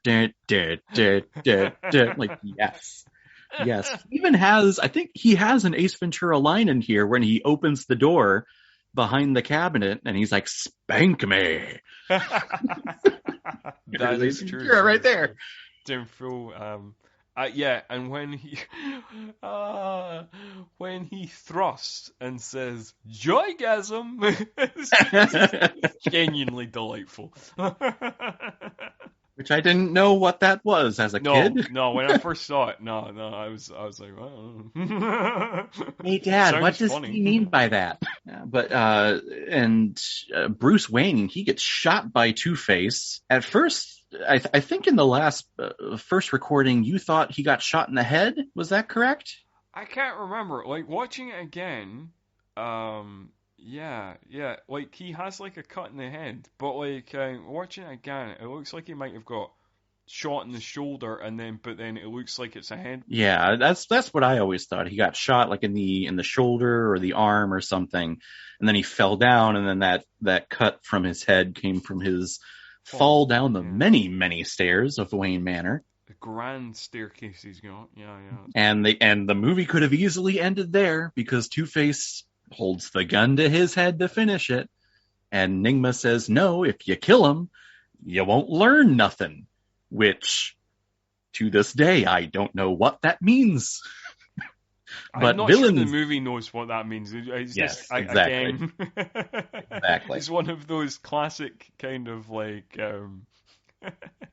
like you get these this again. We're going to mention Bond again. You get these moments in Bond all the time where the villain has the perfect opportunity just to like kill Bond stone dead, but then is like, no. I will first of all tell you my elaborate plan, and then I will leave you alone with one guard to also die in an equally elaborate way from an elaborate trap that I created myself. And I'm sure when I walk away from this trap, having told you the entirety of my elaborate plan, then nothing will go wrong from this point forth. Exactly. And hell, even to stay on the Batman Schumacher train here, if we go to Batman and Robin that I just watched a couple of weeks ago for my channel, if you watch the opening scene and the rocket that shoots up, if you remember, Freeze apprehends Batman and freezes his arms to the side of the rocket, only to tell Batman that, hey, at 30,000 feet, your heart's gonna freeze and you will be no more. And I'm watching it thinking, why don't you just freeze him? And then he'll be no more right there. You don't have to shoot him up into a rocket. You have him. He's not moving. Oh, villains in 90s. Aren't they great? Just villains in the 90s. Oh man, I love it. I love a good monologue. I love a great villain monologue. We've got two villains here, and both do fun monologues. Do we have two villains here? Because I feel like Tommy Lee Jones as Two-Face is forgotten once Riddler is introduced. It's like, you're there. I think we do have two villains. We don't have two villains concurrent. Is what we have. Because basically, I think the bazooka, like when the car chase thing, where he fires the bazooka at him, I think that happens around the 50-minute mark. So for basically the first half of the movie, Two-Face is the villain of the film.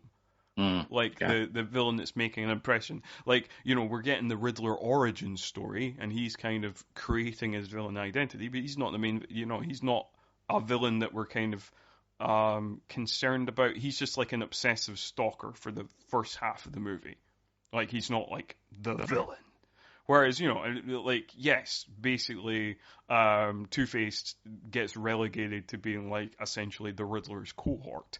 But Two-Face is the villain of the first half of the movie, and the Riddler is the main villain of the second half of the movie. Yeah. Okay. Just there for Robin to kind of beat up at the end a little bit. Not to end Two-Face, but to beat him up for a little bit. Yeah. But so he comes to, and Alfred's okay, and they've been getting all these riddles throughout the film, and kind of puts them all together and figures out that, all these riddles have numbers, and if you use the numbers on the alphabet, it'll give you the acronym of Mr. Enigma. Yeah, the way they get around this is ridiculous. So it's like, what? It's just numbers. We were related to the numbers in the alphabet, and then and like going, the numbers in the alphabet don't work, but like, what if we conjoin some of the numbers from some of the clues, and then 18 and this and then that, and it's like, what? The logical leaps you are taking, as in, Yep. whatever, man. Yeah, all right, Mr. E, like, get on with it. Mr. Enigma, hello. If you remember the 1966 Batman the movie film, I do. when they were figuring out, okay, who are all the villains that we're going up against? And it's the same logic pulling in this scene too, whereas in that movie it was like, it's actually pretty fishy what happened to me out there on the ocean. Fishy like a penguin. And then Robin's like, well, it happened at sea. Sea for Catwoman. Oh, God, that just leaves us with a sinister riddle. Riddler? It's the same thing, and I love it. Genuinely, there's, I love a good comedy, and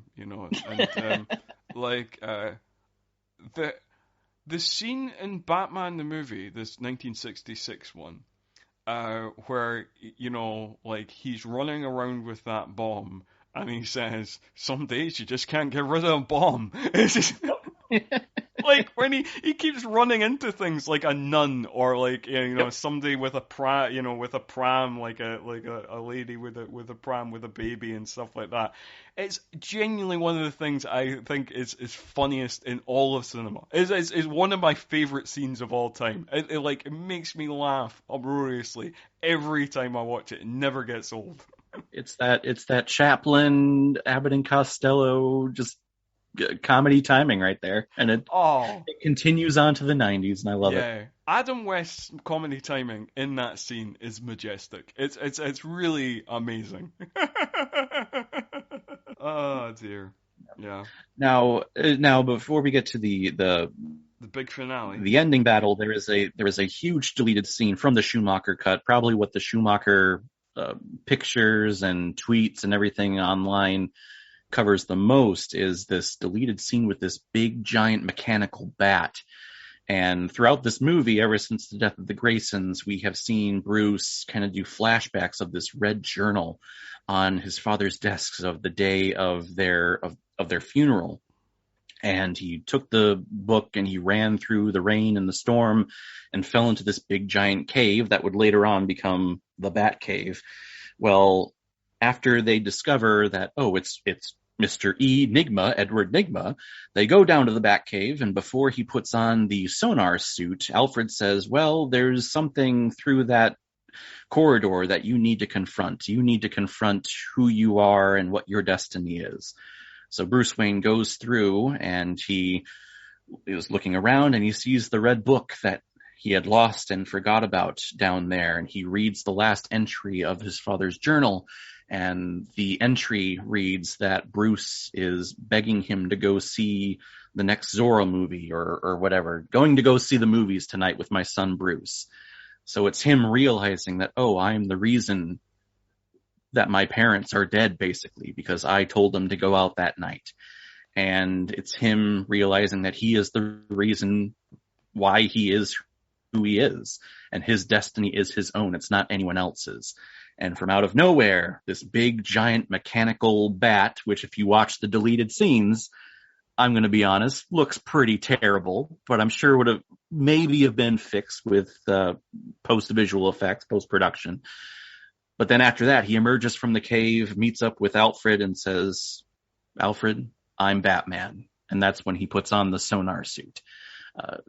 A scene that I would be really interested in seeing done with the Goldsmith music underneath it, and just to see play out beautifully. But if you watch it just as the deleted scenes on YouTube or wherever you watch it, it doesn't pack the same punch, but I wish we would see it play out throughout the film. But it's really like the biggest Schumacher cut thing that was cut from this movie. Well, it'd definitely be interesting to see, fully restored 4K or whatever, Yeah.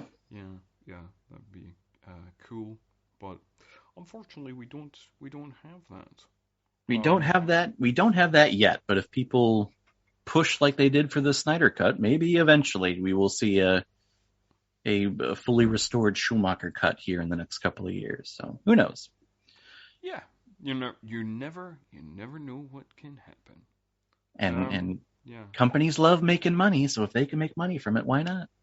that's very true. Yeah, So it could happen. It could happen. yeah. Um, But then we get Robin showing up, which again is always something that I love seeing. We get the actual Robin rubber suit with the gauntlets on his arms, and them hanging out and figuring out, okay, who's going to go by air and who's going to go by sea, and take out Edward Nygma and Two-Face playing Battleship. yeah, and before we get Riddler and Two-Face playing Battleship and trying to blow up Robin's bat boat, we get Batman flying across the Gotham night sky and then giving the iconic thumbs up, which is the most gift moment from any Batman movie ever made, I think.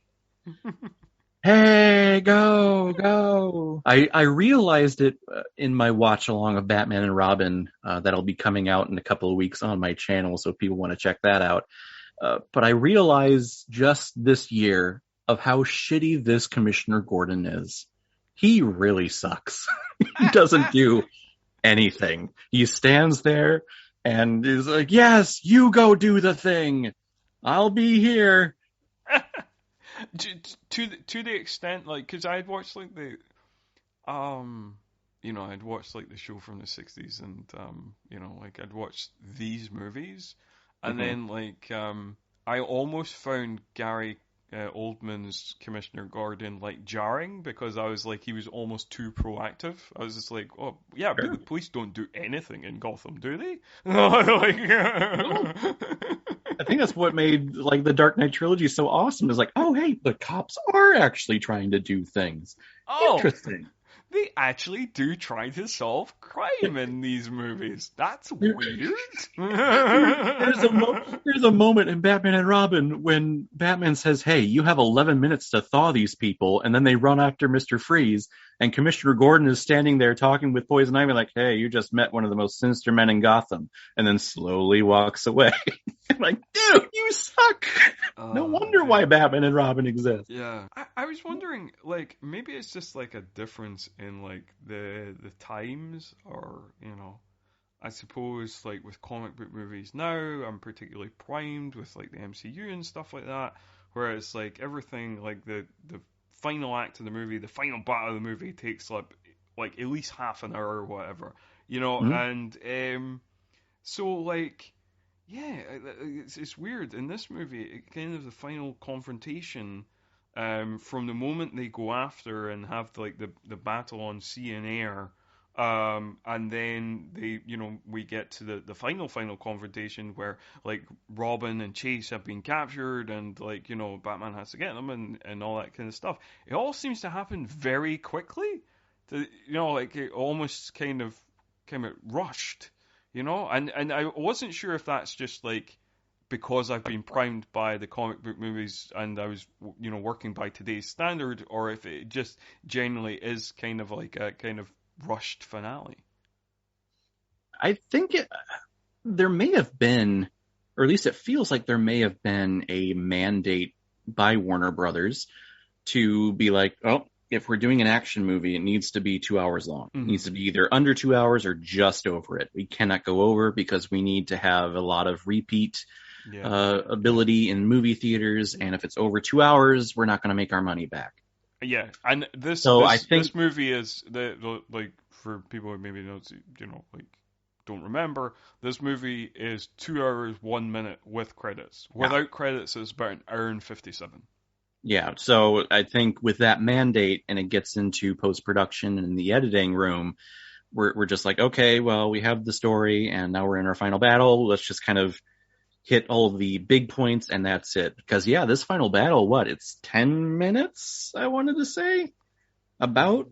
Roughly, yeah. It goes by very quickly, because like I'm always surprised by how little is left in the movie when we get to this point, where you think like as they set off by sea and by air, we're gonna have at least another I don't know, 25 minutes, something like that, for this kind of big final confrontation. But yeah, it's like 10, 15 minutes. It's just like, oh, okay. It all goes by quick. Robin finally confronts Two-Face after killing his family, and that lasts like a minute, and he's apprehended very quickly and very easily, which always drove me crazy as a kid, because Robin is awesome, and you're making him look like an idiot.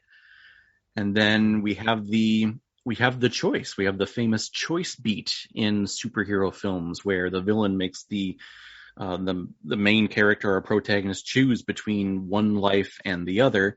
Again, kind of building on the duality of who Batman is.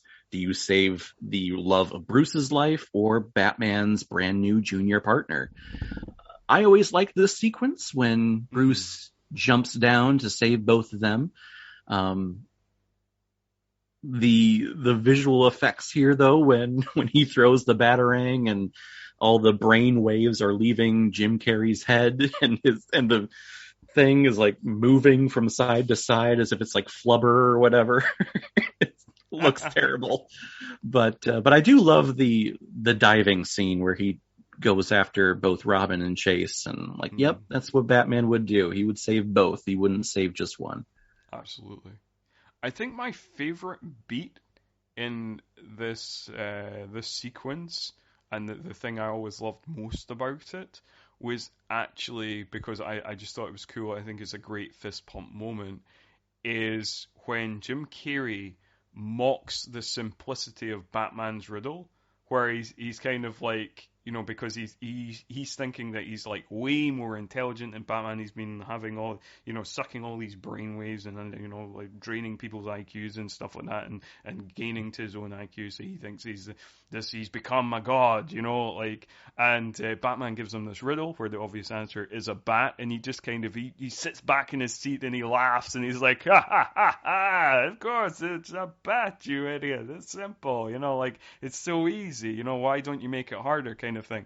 And then Batman just goes, exactly, and turns on the sonar and like makes everything dark, and like the Riddler, that moment when the Riddler knows that he's fucked is beautiful. It's really good. And again, Two-Face is kind of just standing in the back. Yeah, he's like just the main a set henchman at this point. Yeah. It's all Enigma here, who has the Ace Ventura hair too. The costume. He does. Yep. Very popular hairstyle in 1995.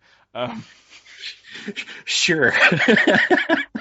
Well, popular for Jim Carrey because he uses it in Ace Ventura, When Nature Calls, and this movie. Yeah. Yeah, exactly.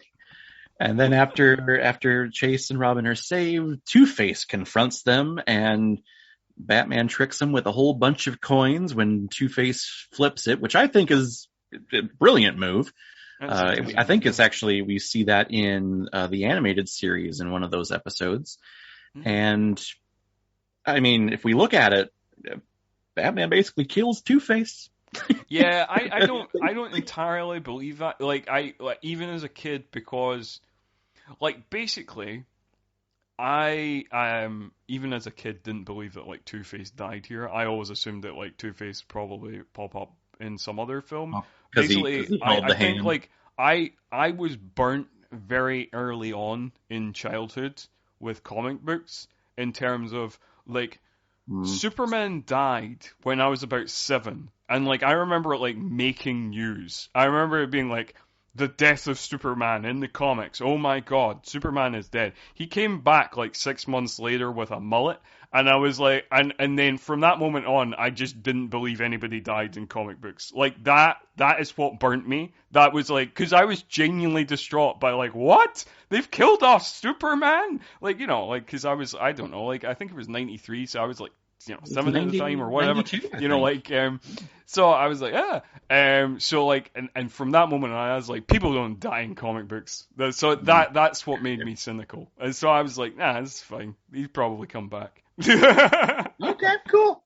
I think after watching Batman '89 and I always thought that the Joker was dead, so I was used to these characters dying. And hell, even with Batman Returns, we see Christopher Walken and Danny DeVito's Penguin flat out die in the movie. So I was used to it. Yeah, I suppose I like just, I always I just assume that really, major characters can come back. I'd be like, okay. like I believe in the deaths of like, Christopher Walken's character or whatever. But I was like, yeah, Penguin could come back probably. I always felt bad for, I'm a big, I know you're not a fan, but I'm a big fan of the Batman v Superman and the Mhm, Justice League, mhm. the Ben Affleck version of Batman. But I always felt bad about everyone saying like, "Oh, he's killing people," and I'm like, guys, Batman has been killing people in movies going back to Michael Keaton. I mean, it's nothing new. And here in Batman Forever, I always took it as, yeah, he kind of just killed Two-Face here. So, I mean, come on, it's not nothing new. See here. Yeah, like I suppose, yeah.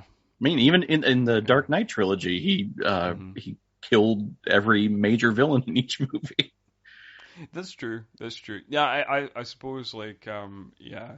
I think there's just like a difference. Like there you can portray a hero killing people in a kind of heroic way that is like defending people or like either by accident or like defending people. And then like I suppose people were found it problematic, or I found it problematic, or maybe other people found it problematic in that way of like there's a difference of like portraying a hero character, which broadly um, Batman is supposed to be, even though he's a kind of anti-hero. He's always treading that line. So you have Sure. like what is an anti-hero and what is a psychotic vigilante. And like you have like these anti-hero characters, and you're like, okay, you might be like, oh, but their actions come from a kind of noble place, but I think like Batfleck stepped into too close to that kind of like, oh, he's just like fucking Cobra now, like he's just like a psychotic vigilante, and like yeah, like pushing it too much into that territory just kind of I Yeah. don't know. Doesn't work for Sure. me. But that's a conversation for another time, I think. Sure. When you do the 2010s podcast, action podcast, we'll talk about it then.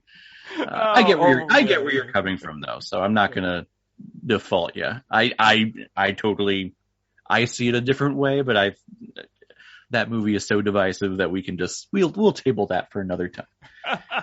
Um, Indeed, we and we shall. can move on to the ending of Batman Forever when Chase goes to Arkham Asylum, where Nigma is there in his own little cell. Which I forgot to mention that in the Schumacher cut, his cut actually began at Arkham Asylum with the escaping of Two-Face, and on the wall it read, "The Batman must die," and that's when we cut to Wayne Tower with Bruce Wayne and Edward Nigma. Here, she's asking him, so, hey, do you know who's Batman? And Jim Carrey, in the Jim Carrey-ish way, in his little jailhouse getup, says, I'm Batman. And Chase looks at Bruce and says, well, your secret's safe with me. Don't work too late.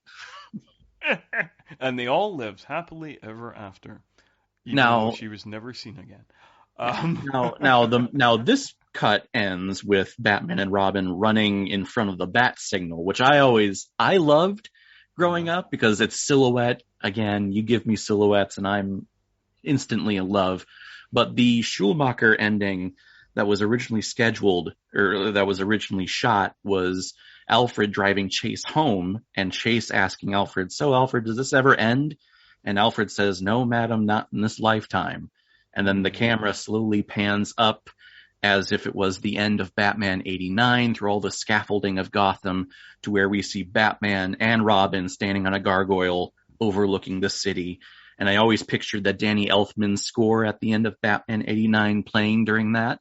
mm. And that's how the Schumacher cut was supposed to end. I Oh, like them both, I like but them both. I Yeah. would really love to have seen the gargoyle Schumacher cut scene. And maybe one day we will. Maybe one day. The last thing I'm going to mention before we go on to the kind of social media promotion segment of the podcast as we round up. Is like there's a nice little in-joke here at the end that obviously I didn't pick up on as a kid, but obviously as an adult picked up on, where the psychiatrist is a character called Dr. Burton, which is obviously styled after Tim Burton, as the actor playing Dr. Burton, Rennie Auberjonois, who is probably most famous to Star Trek fans as Odo from Star Trek DS9. And he's got basically Tim Burton's exact haircut, or hair stylings, you might want to call them. And yes, so that's like a little fun in joke to kind of right at the end of the movie, right there. I thought I'd flag that up. Mr. Burton, who, you didn't want to do a third Batman movie. No, but he did produce it. You didn't want to do it. He didn't want to direct it, but he did produce it, so he's still getting a cut of that money. He had that meeting with the executives, and I think he had the intentions of doing it, but then the executives were like, you don't want to do this. No. You want to do something else. You just go do it. We'll just give you a producer credit. Yeah. But that's Batman forever. Batman. Anyway, my favorite. That's the end of this episode. Caleb, do you want to promote your channel before we say goodbye to the audience? Absolutely. If you liked my insight and my telling of the Schumacher isms that were supposed to have been in this movie, go over to my YouTube channel called Caleb Watches Movies. Try to make it as simple as possible. Give me a like and subscribe on my channel, please. And also keep a lookout for my watch-along of Batman and Robin that is coming out on December 23rd, just before Christmas. Thought for my 500th episode, why not? Let's continue the Schumacher universe and let's go back and watch a movie I had not seen since the good Batman movies, Batman Begins, came out. So it was a fun time revisiting the Schwarzeneggerisms and the Clooniness of Batman for Batman and Robin. So head on over and please subscribe. Jesus Christ. Between that and Jingle All the Way, that is one of Schwarzenegger's worst years. 97, yes, not a year to remember for Schwarzenegger. So if you like what you heard here, you can listen to loads more of it. All 90s action all the time. We're on Anchor, we're on Spotify, we're on Apple Podcasts. We're on a bunch of other platforms. And if you really like us, you can give us a review, and you can rate us. And if you do rate us, can you please rate us 5 stars? Because otherwise the algorithm thinks we're shit. So that's the way the world works, apparently. And if you want to hit us up with some comments, you also can. You can just head on over to Twitter, type in @90saction, and you will see us, and you can comment. Give us any comments. You can also send comments my way if you want, @ScottMurphy85 on Twitter. And yeah, that's all for this time. I hope you enjoyed this recut, re-recorded, take 2 episode of Batman Forever. And take 1, unfortunately, you will never hear. But that's all for this time. Please do join us again next week when we will be talking about the ghost and the darkness. Until then, though, see ya.